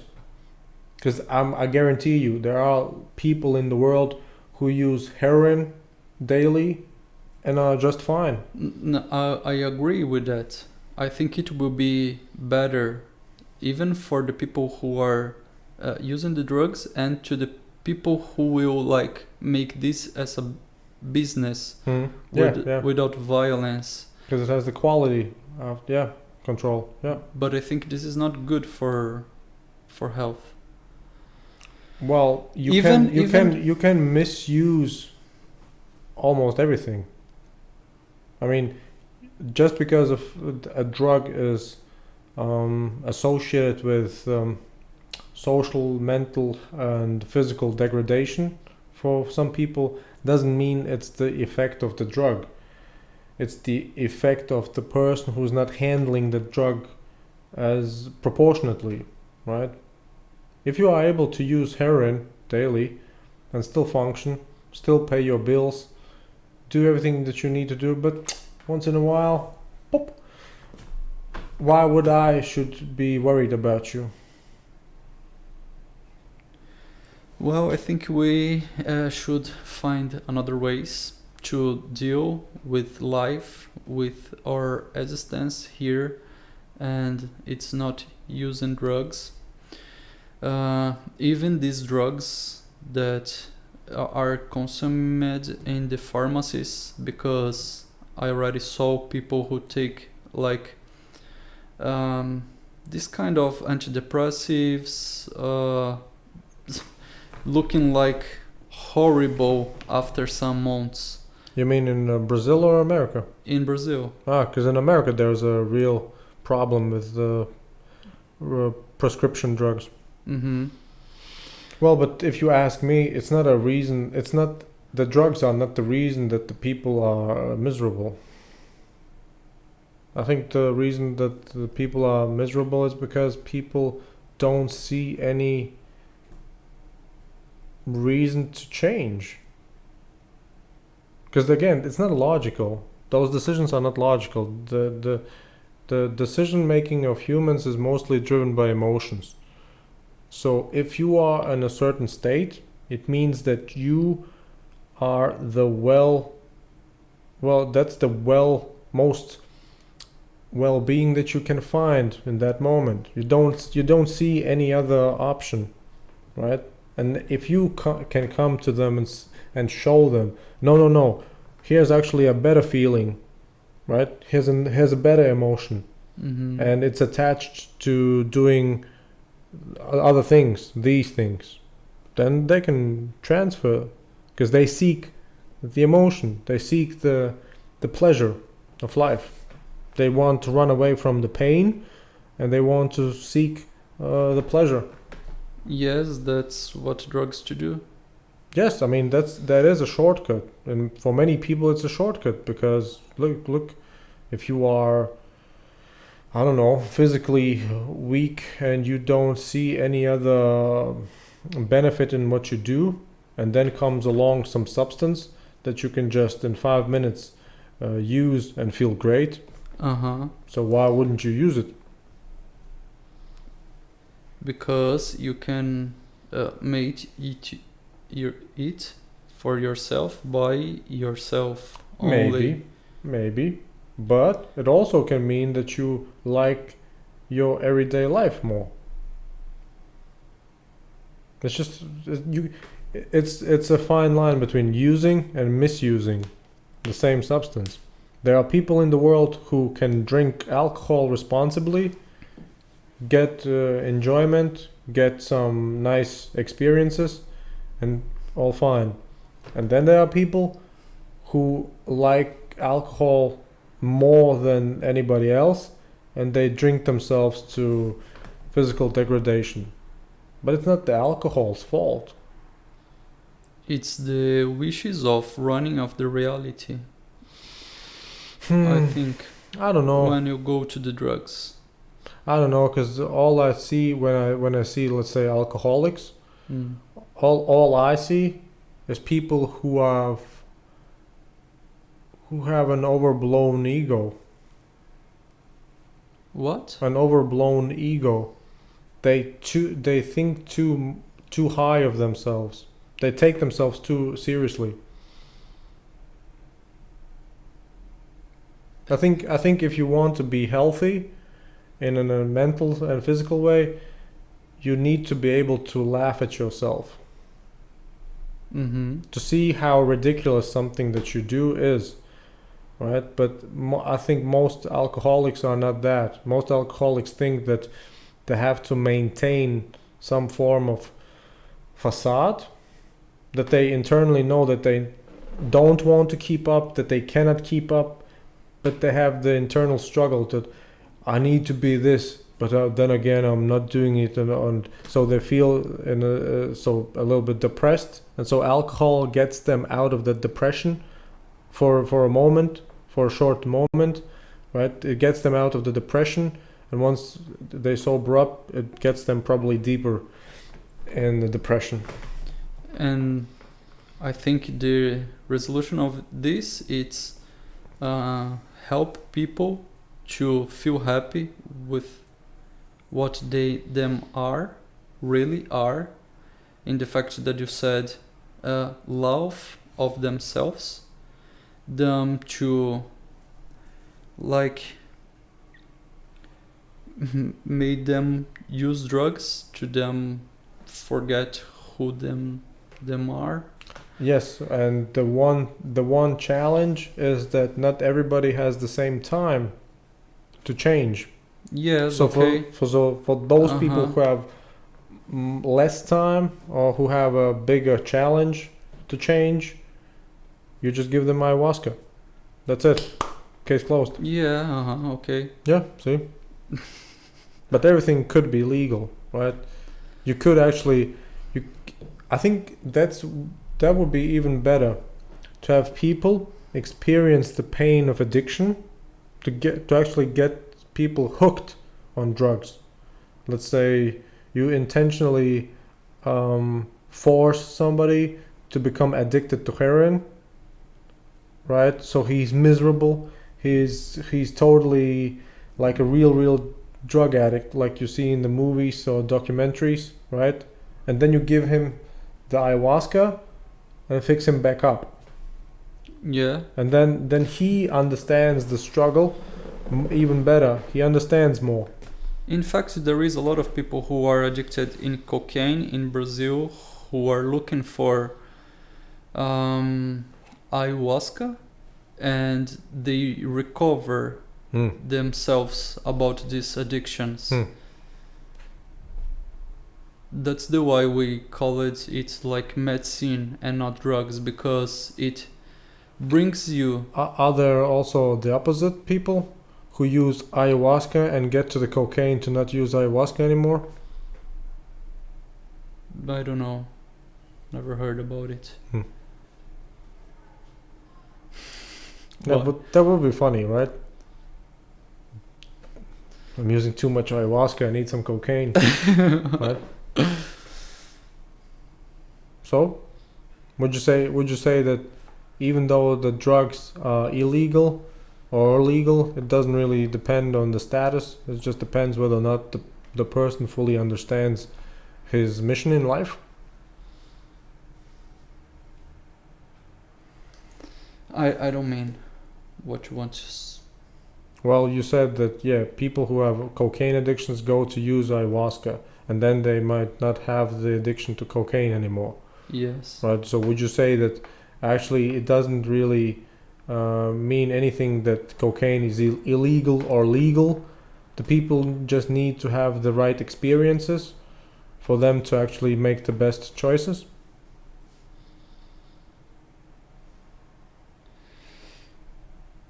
Do you think the best choices is ayahuasca To because not, it's legal? no. As you said, the best choice would be not to use cocaine, Uh-huh. right? Yeah. But if people like to use cocaine, then you would like them to experience something so they don't want to use cocaine anymore, right? If there is this way, yes. Like you said, ayahuasca Uh-huh. is the way, Yes. right? So even In though the fact, the way it's us, it's knowing ourselves, as you said, being comfortable with ourselves, yeah, to don't need to these external things to make us comfortable inside our bodies. Wait a like second. the alcohol make the guy who are not comfortable with himself make him feel comfortable with himself. Yeah. The cocaine make the guy who are not comfortable with himself make comfortable with himself in his body. You know, you can find this comfortable inside you without this kind of drugs, without this kind of ayahuasca reads and things. It's just you find inside you who you really are and not who society wants you become, and just be happy with who you are, you know, because I think people who looks for drugs, it's because they are not comfortable in their bodies. because it's not a natural state to be comfortable. It's not natural to be comfortable. Why not? It's I don't know. That's the way the world works. That's the way nature works. You go to the bathroom not because you're comfortable, because you want to piss. There's always some need, some deficiency, some urge, some impulse, some stimulus that you need to gratify to be comfortable for at least a moment. But then something else will come up, and then you are not comfortable anymore, and then you go to gratify those urges, and it's on and on and on. You are never fully comfortable. It's not a natural state. Goes to the bathroom, eat. It's like physical needs. Yeah, but those are needs, right? And they show up. They manifest themselves by you becoming uncomfortable. The reason why you say that being comfortable is so good for people is because you have the experience of being uncomfortable. If somebody would not have the experience of being uncomfortable, he would probably die. Because life is just dynamic. Life is always an action between two opposing forces. Uncomfortable, comfortable, uncomfortable, comfortable, uncomfortable, comfortable. So it's maybe what you would like to see, or at least me, is the best balance between those two. That you, let's say you need to piss, that you have the option to piss, right? You want some nutritious food, you have some nutritious food available. So that might be the case, but not to be always comfortable. That's not natural. People need to feel like they have the flu, to appreciate how it is to not have the flu. All right, you were talking about the cycles. Yeah. But I think our purpose is to be comfortable in that body where we are living, our spirits are living.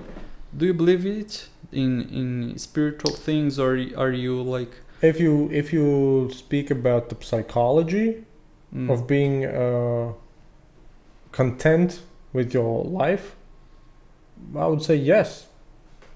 It's just a matter of whether or not you have a barrier for your self-criticism, because self-criticism is also good, right? Nobody's perfect, so Yeah. if I would sit here and tell you, look, I'm the best person you will ever meet in your life, right, it wouldn't be that great. Everybody has their flaws, everybody has something they can improve upon, so the more they can actually do that, the better for everybody. If I know my problems and I can actually overcome them, the better for me, the better for you, the better for everybody, right? But it's always a progress. It's not about, yes, now I'm perfect, right? Now it's the finish line. Nothing more. I don't believe in that. It's always in motion. It's always dynamic. It's just that your psychology can help you or break you, right? If you are the dog who's been shocked, you won't make the jump to the other platform. If you're not being shocked, you will make the jump. So how can those persons who've been shocked still have the courage, the inspiration, the motivation to make the jump? That's the question. To unlearn the self-helplessness. Or to unlearn the helplessness. Yeah. Yes, Yes. I think yes. And that's why I'm saying that everybody should use drugs, but just not so much that they kill themselves. All right, if you want to do drugs. Well, look, if I would have the option to go to the groceries right now and get some cocaine, some heroin, some LSD, some ecstasy, I would definitely do that. But if I need to find something that is on the street that I don't know the quality of, that I know even what it is, then I'm not interested. Because it's not a basic physiological need to get specifically cocaine, right? I can get something that I'm sure about the quality and experience some type of, for instance, chocolate. Right?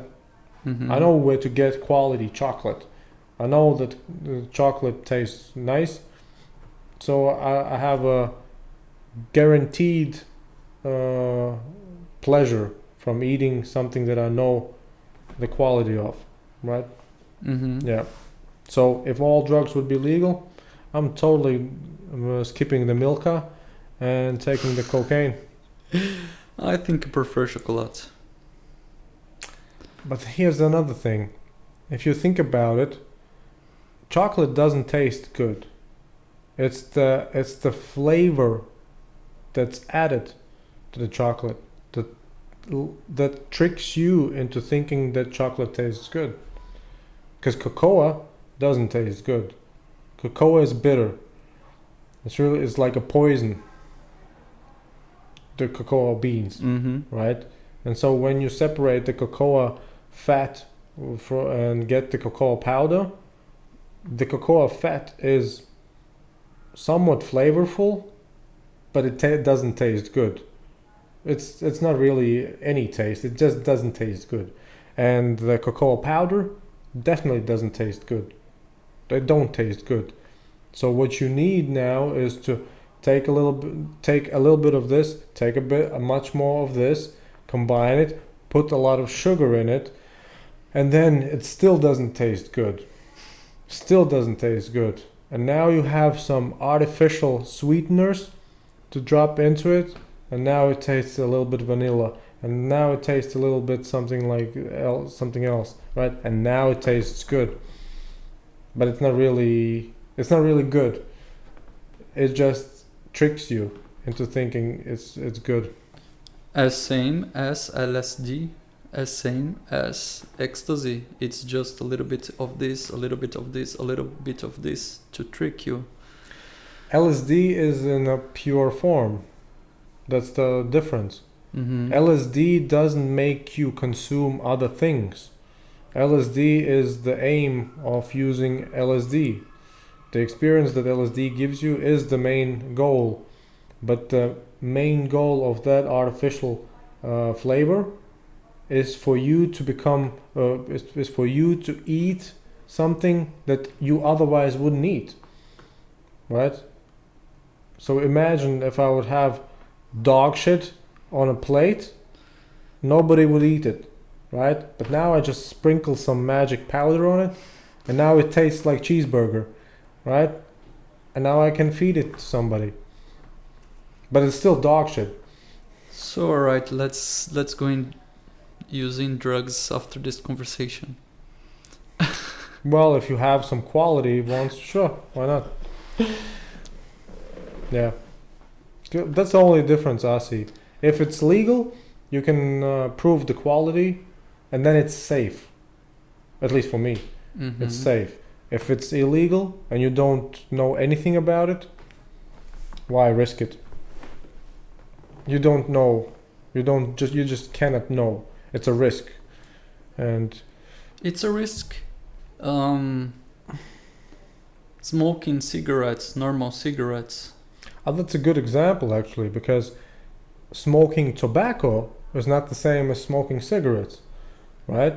Smoking natural tobacco leaves is actually associated with, I think, stimulating effects and even some type of nutritional effects. Because I think they even found some type of neurochemical that actually enhances the brain activity when you use just natural tobacco, right?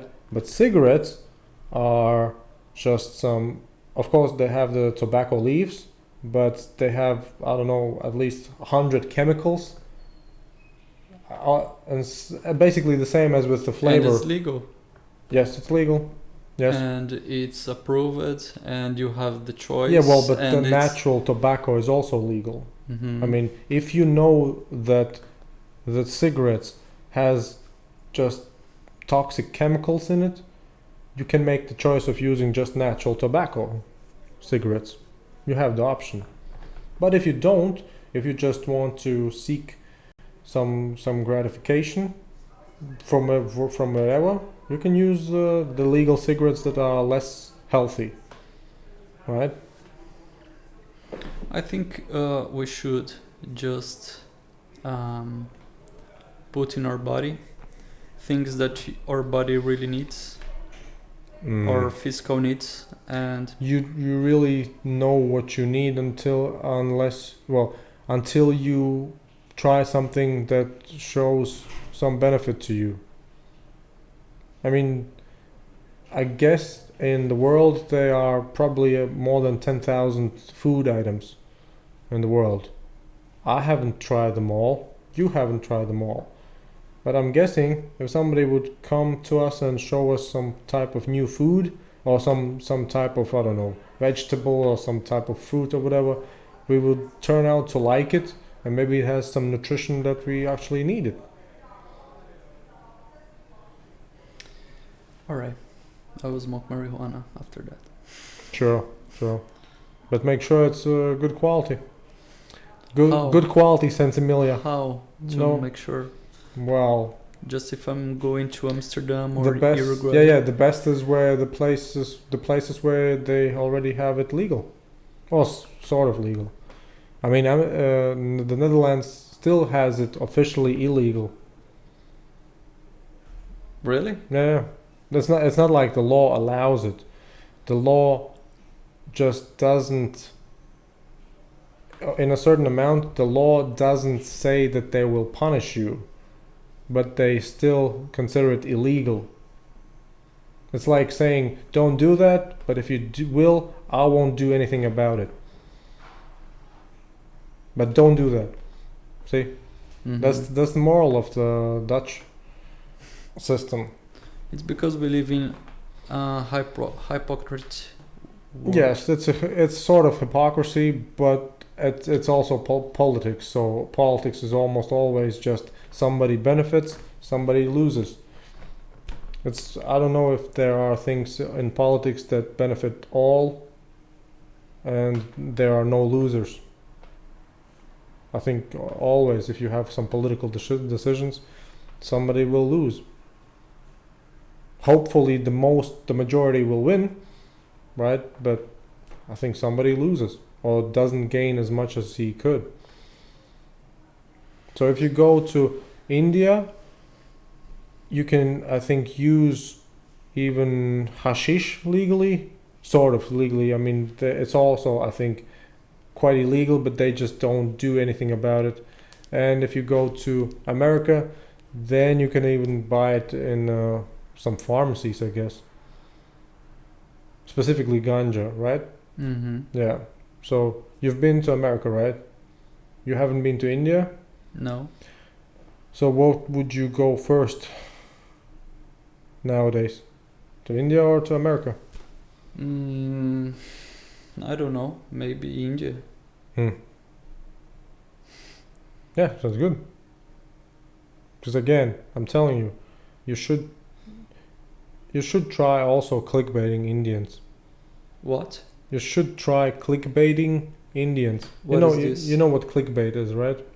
Clickbait is the concept of you putting up some artificial claim in the hopes that some type of audience will click on it.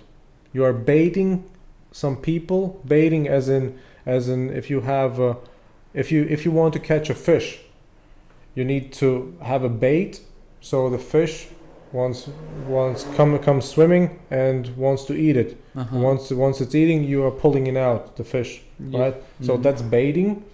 And clickbaiting is that when you have some word, some topic, something specifically that you do intentionally to attract some type of audience to click on your video, to click on your vlog, to click on something that you produced. Mm-hmm. So it's clickbaiting.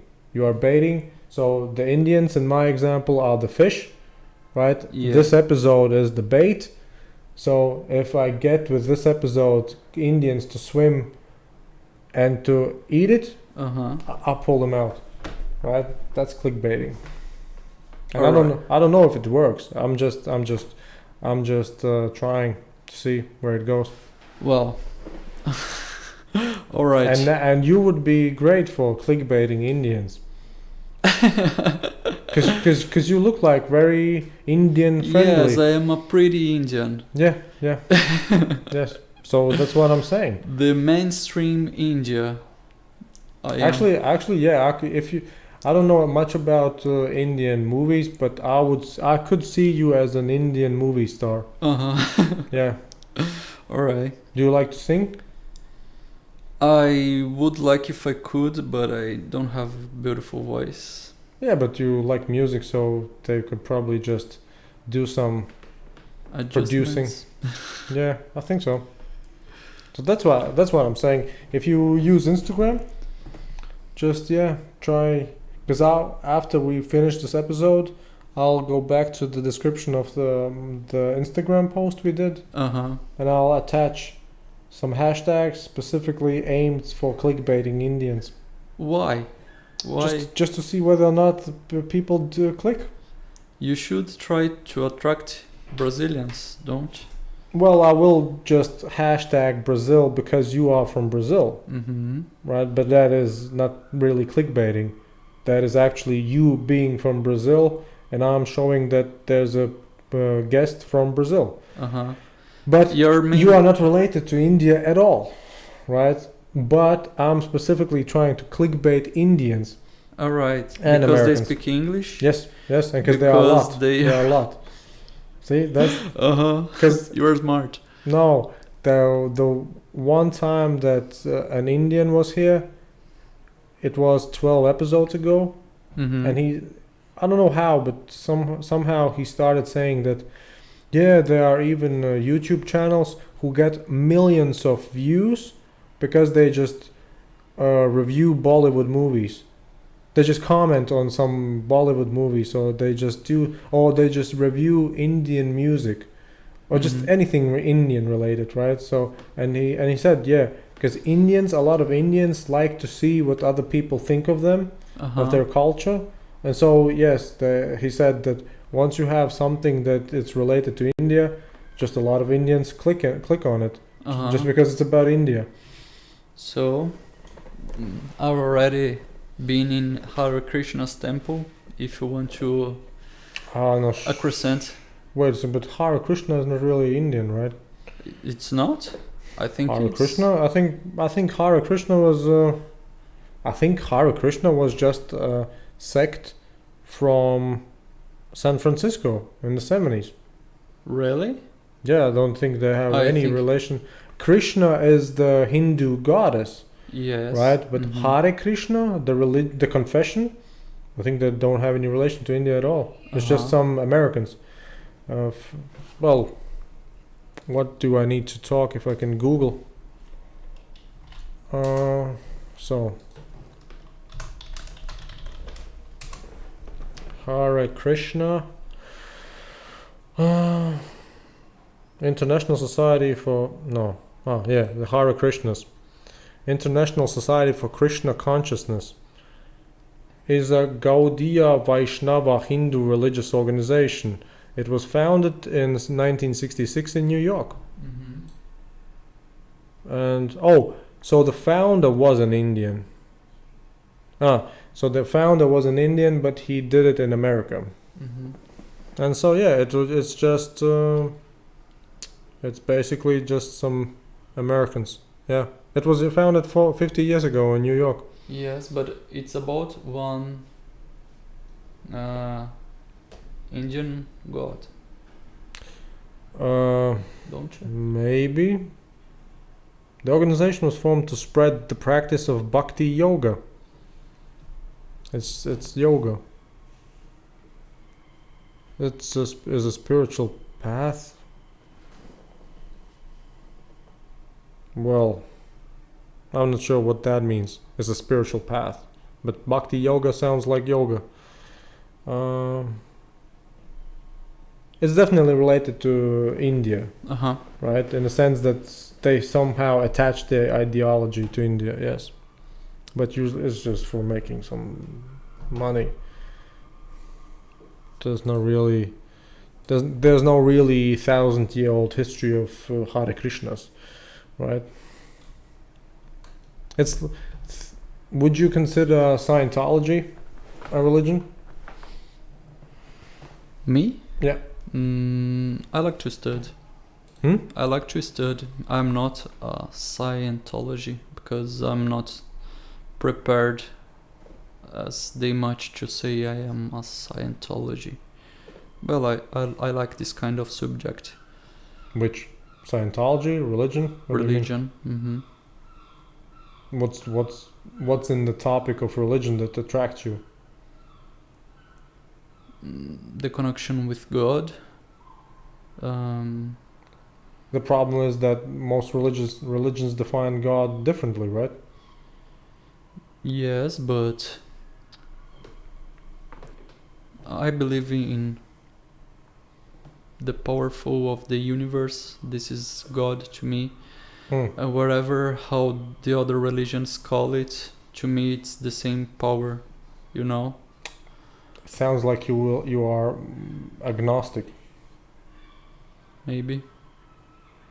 Well, do you have a specific confession? Confession? Yeah, as in a specific religion? No, I like a lot of them. I like mysticism, I like witchcraft, I like Hare Krishna, I like the indígena. What's that? The Indians from Brazil, the natives from Brazil, the religion of them that when they took ayahuasca. I like it. Buddhism too. I like Afro-Brazilian religions. I like a lot. Afro-Brazilian religion. Mm-hmm. It is a religion that They just wear afros. yes, when the slaves. You know what an afro is? Yeah, no, they don't wear afros. It's when Africans arrived in Brazil by slavery, and they bring their religions too, All right. and it is practiced in Brazil till now with a lot of spirits. It still sounds to me that you are a cliche Brazilian. You just like to party. Yeah, I'm totally cliche. Because that's what religious practices do, right? Most of them are just partying. With In some monotone fact- sounds. Right? In fact, religions practice the fear, I think. Yeah, you have a sense of community, a sense of belonging. Right? I mean fear. You fear to do some things to don't go to hell. Oh. I think this Really? is religion. The communities of religions made things like this, but the real religions not. They want to bring you to God, I think. To be actually sort of confident about you and the world. To be secure, right? To identify with this planet where we live and the universe and the galaxies, whatever. Yeah. Because you are part of this, and if you are not identify with that, you will destroy your own home, that is the planet, you know. Yeah, I get it. But I am a cliche Brazilian, yes. I like parties. That's what I thought. I would like to see some albino Brazilian. Because, do you know the famous boxer from Mexico? What was his name? Canelo Alvarez. No. He looks totally Irish. Doesn't speak a word other than Spanish. Right? So yeah, there's a thing that you think a certain country ethnicity would look like, right? But yeah, then there are those people who just are totally different. But we are talking about my appearance or my culture? Because You're both. yes, but 'Cause your appearance maybe is not. Again, you have an universal appearance. You are very universal. thank you. I could appear like an extraterrestrial. No, yeah, sure. But I think there is albinos in Brazil who totally look like Brazilians by the culture. I think they live there. I guess so. Oh, the funny thing is, I actually had once a woman from Brazil, an older lady, around 60. Turns out she was a descendant of her great grandfather was Latvian. Really? Yeah, because it was really popular in the late 19th century and the early 20th century for Europeans to emigrate specifically to Brazil. And I think the Latvian people, they founded Nuorio. I don't know if it's a city or a town. I know people from this part of Europe, like the Poland people, Germany. They have a big community in the south of Brazil. Yeah, because it was, as far as I remember, it was similar to the emigration to North America. People thought that they will get more opportunities there. So some people emigrated to North America, some people emigrated to South America. And yeah, Brazil has lots of people that came 100 years ago from Europe. look like total Europeans, don't speak any word other than Portuguese. Did you already live it in America? No, never been there. Never been there. Never been in No. USA? Nope. No. All I'm thinking is that it's more and more unnecessary to even view America as something special, because they gave us all we need almost. I mean, everything that probably is here originated from America. From the technology, the software, all those things. They originated. Somebody else in the world made it better. And so, yeah. Now But you are talking about now. Yeah. And not that age where people come from here and go to there. Well, I guess people still come to America to find more opportunities right nowadays. But yeah, at that time, America was being really, really pushed into a great what's it called, prosperity, I guess, because the early 20th century was the time when America finished most of its railroads, connecting all of the federal state of the federal country. And you had Rockefeller, Vanderbilt, Morgan, all those dudes, right, creating unprecedented wealth. So people just from all over the world wanted to have a piece of it. Why they did go to Brazil, I'm not sure. I just think Brazil was very, very open. I think so. I don't think Brazil had even real borders 100 years ago. I don't know. Yeah, but in Argentina, a lot of Nazis fled to Argentina after the Second World War. Yeah, so you have a lot of traditionally looking European people who just speak either Spanish or Portuguese, right? It's a weird mix. It's a weird mix, and yeah, and you can appeal to all of them, right? Yes. You look European enough. You look American enough. You look Indian enough. Arabian enough. Oh yeah, that's true. Arabian enough. Yeah. And I guess probably even Chinese enough. All right. Probably. Yeah, probably. Or just in general, probably Asian enough.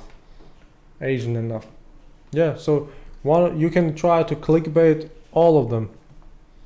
Oh, even African enough, right? Because you could totally be Egyptian or Lebanese, right? Moroccan. Oh yeah, Moroccan. Yeah. What's it called? Algerian. Yeah, totally. South African. Yes, now I want to be a world star. In fact, this is my dream all the time. Would you like to be famous? Because you could then be Giselle Bündchen, just with a dick. My biggest dream is to become television presenter. That's the why I studied on radio and television. Yes, I think to be a television presenter, we need to be famous. Oh, by the way, you speak Russian, right? Duh. You could actually be a TV presenter in Russia. In Russia, no. Easily. No, never. My Russian language is not so good for it. Look, I don't know why, but somehow in the Eastern European and Slavic countries, they like foreigners who speak their language. Even though it's not perfect, they like it. They really, really, really like it. Russians like Russian-speaking people, no matter where they come from. And if you look like you, I think you can make it everywhere. But the Russia. Russians love too much comedy, and I am not that kind of fan. It's not real comedy. Come on, it's not. Russians don't have real comedy. It's just, stand-up shows. Yeah. But those stand-up shows, they are nowhere near American stand-up shows. It's just, I don't know how many, probably some 50 years apart. But you could definitely present some cooking show or something like that. in Russia. Yeah, Okay. I'm telling you. This is an idea too. Have you been to Moscow? Uh-huh. When I said to you that I use Indians for clickbait, right? on Instagram I do different hashtags. One of them is click India click, the hashtag, right? So you can just use on all your posts click Russia click, and all of those things. You just Russia Do you think Russia. it happens? Yes, I think so. I think that hashtags are being used in some form of algorithm, and then the algorithm presents possible posts that you might be interested in. I need to start working with marketing because I don't know how to work with that kind of tools. Really, Me I'm neither. totally bad. I started using Instagram 2 months ago. Mm-hmm. And you started to using YouTube. How much? How long? 3 years ago. 3 years ago. How interviews do you have? How much interviews? This is How the many? 72nd. A lot. It's a lot of interviews. And why did you growing up your channel already? Well, I'm not really concerned about growing the channel. I'm more concerned about knowing how to produce content for digital media, Mm-hmm. and how to most effectively distribute it. Since I don't have so much free time to just sit down, read, and try and experiment, I use these opportunities when I have let's say a guest to just create unique content, original content, because Mhm. this conversation you cannot replicate it. Uh-huh. We spoke for 3 hours. You cannot replicate this conversation, Mhm. right? Even we couldn't if we would try, right? So this is original content. So how do I use it the most effective way? And so that's what I said when we started. If this works out today, this is a first for me to have 2 streams separately. Haven't done that. 72 episodes in, and still I can find ways to try new things, experiment with other things, and then once this phase is completed, in a sense, once I've tried enough and understood enough, then I can think about how to actually create specific content, right, for a specific audience, for a specific criteria. Uh-huh. But now it's just free flow conversation. Yeah, it's experimenting. It's Yes, what yes. I'm Just doing step by too. step, just step by step. Uh-huh. And currently the most things that people were interested in, this is specifically if I had somebody they recognize. So if I had, let's say, a Lithuanian YouTuber, right, people clicked because of him, Mhm. right, and they just wanted to see what he was up to. But my main goal, for at least for this type of conversation, at least what I'm still thinking, but maybe the experience will teach me otherwise, I don't know. Mhm. But currently I'm still, my main idea is that the type of conversation that we have could be something of interest to people who travel to Latvia. Mhm. Because people could actually see, oh, what does a Brazilian do in Riga, Uh-huh. right? What does a German do in Riga? What does fill in the blank? Mhm. What does a person from another country do in Riga, do in Latvia? So I somehow thought that might be the overall context for all of the conversations. That you are in Latvia, I'm in Latvia. Mhm. So what is it about, right? And then afterwards you can just drift whatever you like. Mhm. And so I think that is the one thing that will be, well, the core of whatever I do with these conversations. But the rest is just totally up for experimentation. Uh-huh. That's what I said. Up till the 60th episode, I didn't even think about clickbaiting anybody. Uh-huh. Right, so the Indian dude came, said, yeah, that Indians are consuming content that's related to India, and so I'm now 12 episodes in and trying to have clickbait content for India, and afterwards I thought, oh, maybe I should just try also America, because they consume a lot of digital content, right? So I just added that as well, and then I don't know, probably 5 or 6 episodes ago, I got a new phone, this one, and so I started actually using Instagram. Before that, I mean, I literally got it March, April. So before that, I didn't have any relation to Twitter, no relation to Instagram. And nothing. what's the most important thing that you learned in all those episodes? When it comes to what? Producing or the content? About the content, about the learnings. Like here, I learned a lot with you. Maybe you can learn it with me. In other episodes, you can learn it with other people about culture, about You share habits. you share definitely some experiences and impressions for sure. Yes, and what's the most important that you consider that you learned with that? I don't know if there's even a common thing, because people who like to travel have different reasons to travel.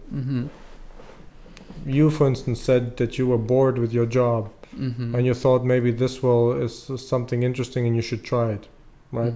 Other people, for instance, travel because, at least that's my interpretation, they travel because they don't see anything that would be interesting in their own country and their own home. Maybe they don't like to take some responsibility, so they go away from home and to just, create new experience for them in some way, right? And how is to be Latvian? Well, you could look at it in a historical context, I guess. The best being a minority almost all of the time, so it's like always fighting for your existence, always in the state of defense and worry about your existence. It's not really about surviving, but it's definitely a worry about being being Latvian as in a unique place, not being Russian, not being German, not being Scandinavian, not being anything, being here in this territory with its distinctive culture, with this distinctive nature, and that would be something that's really, really common, I would say. And you don't care about this beautiful architecture that you have here just because they... Me personally, I care much more about the nature than architecture. Because I think nature is more... No person creates a tree. It just allows the nature to create the tree, for instance, right? You can help nature in creating trees. You can help nature in creating some nice landscapes, or having nice resources, or not, growing food, right? But everything that can be man-made, I'm not really that worried about it. But a country, it is made by man. The nature, it's part of the world. It has no nationality, has no has no identity. Yes, it has identity, like the desert are there and the forests are there. So if you care about the nature, you not care about your Latvian existence. You care at least not about buildings or infrastructure, not at all. Because yes, in a sense, those things are made by people, but those in and of itself are not made by people who do them without a purpose. there's always a purpose to people doing these things, and mostly it's just effective, to be more effective in establishing or allowing their nature to be satisfied, right? You create clothes not because you want to dress fancy. You create clothes just so you are warm, right? And then afterwards you can create the styles and the appeal, right? But the main intent of clothing is to keep you warm. And that's the initial goal, to have a functional appeal. Afterwards, yes, people, if they have the time and resources, they almost always try to make it something unique, something more interesting. But the initial is just to allow a function to be executed, to keep warm, to be fed, all those things. And what makes you identify as Latvian? What makes me identify? Well, I wouldn't say there is a specific thing, because I could actually identify, if I would be born in Germany, I could easily identify with being German, right? So you are just part of the world. Well, I'm part of the history. I'm part of the history of this region. So the thing that differentiates me from a German is the territory, the geography where we are born. But common ancestry many times is similar, because like you said that you are part native or indigenous, right? I'm probably part German, probably part something else, Scandinavian, because all those people came through this region. So where are my roots? I don't know. Maybe in the language that you speak. Well, the language is partly artificial. The language, in at least many thousands of words in our language were just created by some dudes 150 years ago. They just sat there, thought, maybe we should call this like that. Yeah, all right. That's about it. No real 1,000-year history like Latin or something like that. Not at all. It's just the branch where we are coming for the language is Sanskrit, Indian, right? But other than that, the words just made up. And some of them, of course, some of them originated from France, some of them from Germany, some of them from nearby countries. And as culture, what do you identify as Latvian? Culture. What do you identify yourself as Latvian? Specifically Latvian? Not other than the nature, in that you have the variety of nature in this small region of the world. Other than that, nothing. There's no distinct Latvian thing. See? It's just a thing that you describe being in this region and enjoying this region. Because Latvians who emigrated, for instance, during the war, and they still consider themselves Latvians. Even though their kids don't speak Latvian, they speak English, for instance, right, in Canada. And they still identify themselves with Latvia. Why? Because of this region. It's a place where you can actually go and you experience the world in a different context, in a sense. Because of course, but it's not really unique, because you have similar places in all of the Baltic Sea. So it's not like everybody would say, yeah, this is distinctly Latvian, because we are in the same region as Lithuanians, as Estonians, a little bit as the Finnish, a little bit of the Swedish, a little bit of the Germans. So distinctly Latvian, you can say that there are distinct small regions also in Latvia, right? Like it's Spain and Catalonia, for instance, right? Probably Catalonians I would probably call Catalonians just Spanish people, right? But probably they themselves wouldn't call themselves. They would call them Catalonians. And do you consider yourself nationalist? A nationalist? You mean in the sense that you should have only national interests at heart? No, like when I was in Tallinn, I realized that people from there don't like foreigners, basically Russians who live there because they consider that country is not them. Well, if you ask me, do I find it inconvenient that many people in Latvia don't speak Latvian, and so I cannot really communicate with them because I don't really speak Russian?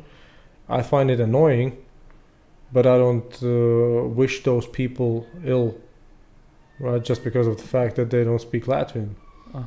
It's that So they made a choice. I don't consider that a wise choice. If you are in Latvia, it's better to be able to speak to the people who live there, right? To communicate with them, to actually cooperate with them. But if they make a choice, they make a choice. And I don't consider them as enemies or similar. But yeah, I wouldn't say that they are wise, just because of the fact that if you go somewhere and you don't really integrate yourself in the place, I don't really see you as that smart. Right? It's just a matter of efficiency, a matter of quality of life. If you go to, let's say you went to Russia and you learned somewhat Russian, right? Because of course you know that not many people do speak English, and even less speak Portuguese, right? So you adapted. You still know your Portuguese, you still know your English, you still know your experiences prior to Russia, but you adapted and you sort of became more accessible to the local community in Russia. But that's the big. I guess that's the thing that the Estonians meant. A lot of Russian-speaking people don't do that while living in Latvia or in Estonia. They don't feel the need to. They think that this territory should be in Russia, right? Like in the Soviet Union. But I already knew a lot of people who live in USA and don't speak even a word in English because they are living there. They can Immigrants. Yeah. Yes. Then can communicate with them community there, and it's not a problem. In fact, to Americans. In a big country, in a big economy, as in America, I guess so. But in a small, I mean, Latvians are 1 million people. Just 1 million Latvians in the world, basically. And we have our own territory. So if you don't really want to speak Latvian in Latvia, right, and you don't encounter people who speak, let's say, English or your language, it's just a tough time for you. That's it. I heard some people from here that don't like of the process of the economy of here. I think all people in general don't like the state they are in. It's just normal. I would also like to have more free time, have more fun, do less work, right? But that's up to me how I can achieve it. All the politicians can do is not get in my way. Or at least that should be the main focus for me. Not to look elsewhere. If the politicians would make those decisions, it would help me. No. If those politicians get in my way, then I would need to deal with them. Until then, let them do whatever they do until it affects me.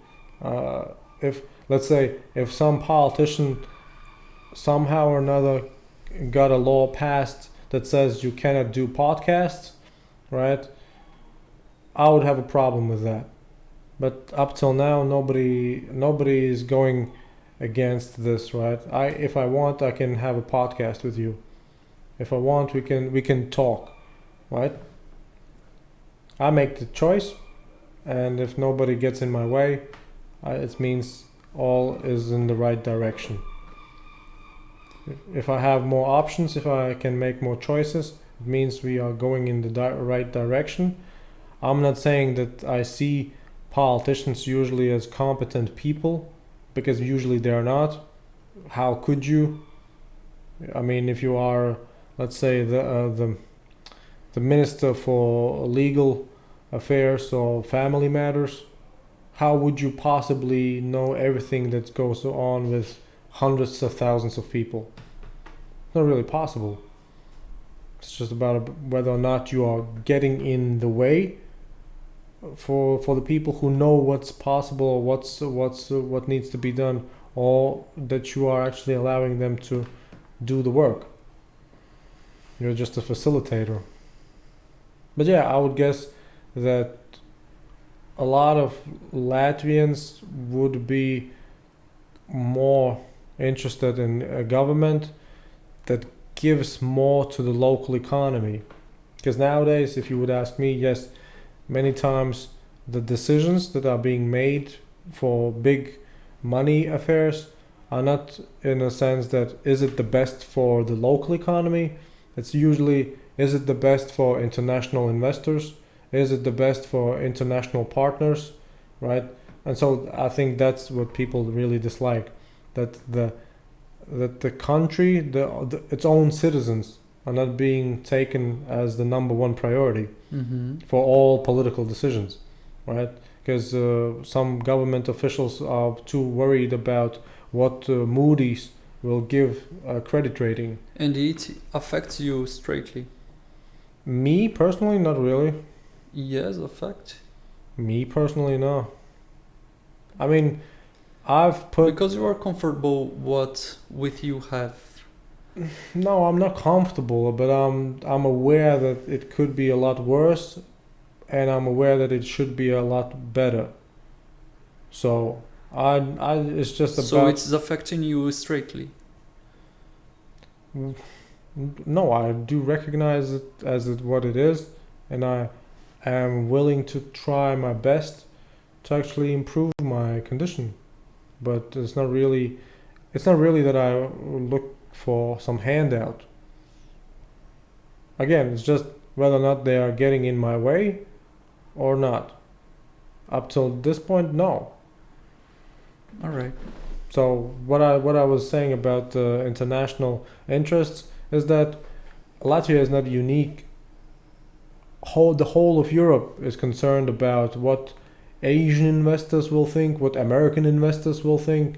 All this thing, it's a global economy thing. It's not about our country specifically.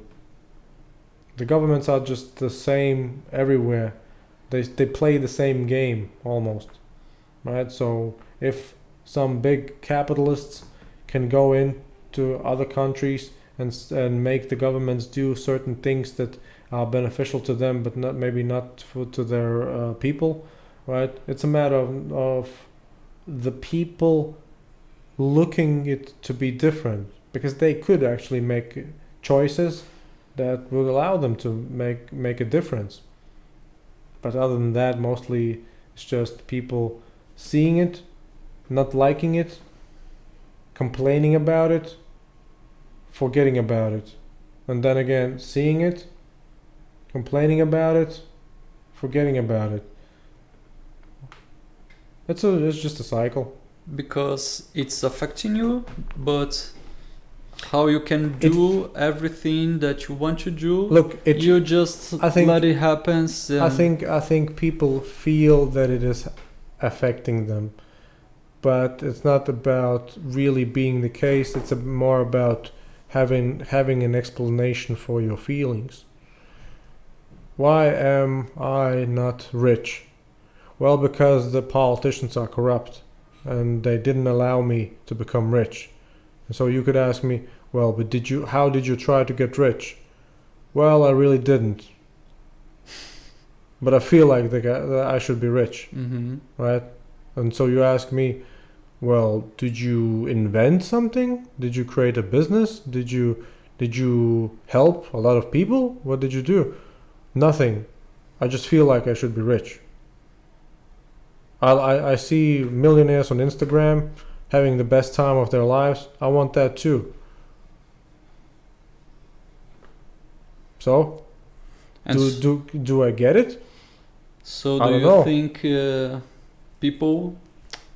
politics can make everything what they want with the power the people gives to them to help the Oh, people? well, the difference for me is that I don't consider politicians having power. No. No, at least not in Latvia. I think they are just managers. They just manage some decisions that they're being taken, and they try to execute them. But I don't think that they are the ones who have the power. I don't think so. I think lobbyists have the power. I think money buys power. And I think those things are real, right? That those who have the power are not necessarily those who are elected.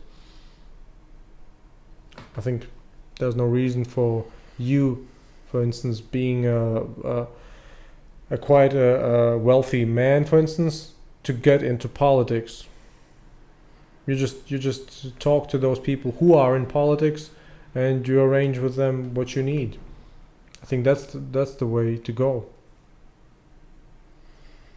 Well, in Brazil, politics have power, and it can't affect people how to become rich, because if you have a very good idea and work in this idea, you will like make this idea happens. But a lot of time they make with the people like have prejudice. Yeah. Look, if politics would be really that important, there would be no way that politicians would get to be in power. It's like saying that we allow small children to drive cars. It's not going to happen. People, in an overall sense, after some time, they figure out what are the most important things, and they make certain that only qualified people do those things. So if you go to a hospital, you can pretty much sure that the surgeon has trained to operate on people, right? So you go to any place and you can be certain that those people are actually qualified to do those things. If you have politics and you don't have any qualifications to be a politician, it means that politics don't really has a say in a real sense. It's just what I think. Of course they can make decisions that benefit some interest groups, but it's just, something that's not really that important for people to make a wise choice. It's a matter of whether or not the difference between a poor person and a rich person is probably just the accumulation of choices that they make during their lifetime. Well, at least for those rich people who didn't start out rich, right? Who became rich. I think it's just a collection of choices. You can choose to get up in the morning and don't do anything, or you can choose to get up in the morning, read books on topics that you are interested in, try new things, experiment, go to see, explore the world, and then make adjustments.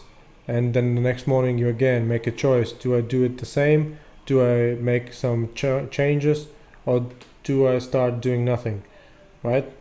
Every day you have a choice. Mm-hmm. and that's real wealth. If you have time and you have freedom to choose what to do with the time, then it's just off to the races. So that's how I see the way whether or not politicians have a say. Up till now, nobody has made any political decisions that would make my freedom of choice less. I would say even it's just the same with every government. I have the same choices available to me. I can make all day. I can make the decisions I want. You can't buy drugs in the store. Yeah, that's not a real priority to me. If I would have to just decide upon that issue, yes, I would say yes. That I'm not interested in that situation. Do I really care that much about that situation? Not really, because I have only 24 hours in a day. So yes, if I would have nothing else to do, yes, I would concentrate on legalizing drugs, for sure. But then again, I might be choosing to not legalize drugs and to participate in the black market and to get some profit. Why not? See? All about choice. Right. Any final thoughts? No. Will you get into clickbaiting Indians? I would try to find another clickbaitings because Indians, it's not my public, I think. Yeah, but it's not really anyone's public. There are 1.5 billion people. It's not anybody's public. Right? It's just that you could attract either Indians because there are so many, or since you speak Russian, I'm telling you, just do some cooking show in Russia. It will be amazing to me because I love to cook. See? See? I have Just fits together. great ideas today. Yeah, and you can actually hashtag your post about Riga relating to Russia as well. Some, I don't know, Russia travel. Because once you put a hashtag in, it shows you how much the hashtag has been used, right? Uh-huh. Yeah, so just try different hashtags relating to Russia, travel, whatever, and see, because a lot of Russians do like Riga. A lot. So, yeah, we can just All right. make the case for you. It's because my channel I speak in Portuguese. So Oh, yeah, I mean, even though a lot of people in the world speak Portuguese, most who consume the content would speak English and Russian.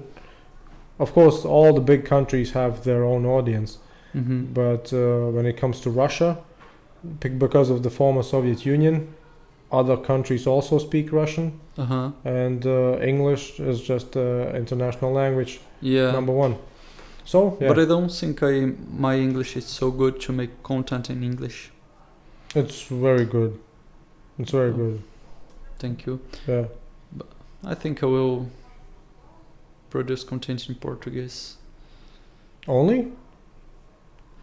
I speak in English with people who I met in the way, like who participate with me in the videos, because it's the language that we can communicate, or in Russian when I am in Russia. Yeah. But I always subtitle in Portuguese because I think I don't know, I want to make content to Brazilians and people who speak Portuguese. You can do that and also make a post with Dobry день. You can do that. Yeah. Yeah, you can make posts using all languages that you want in the same post.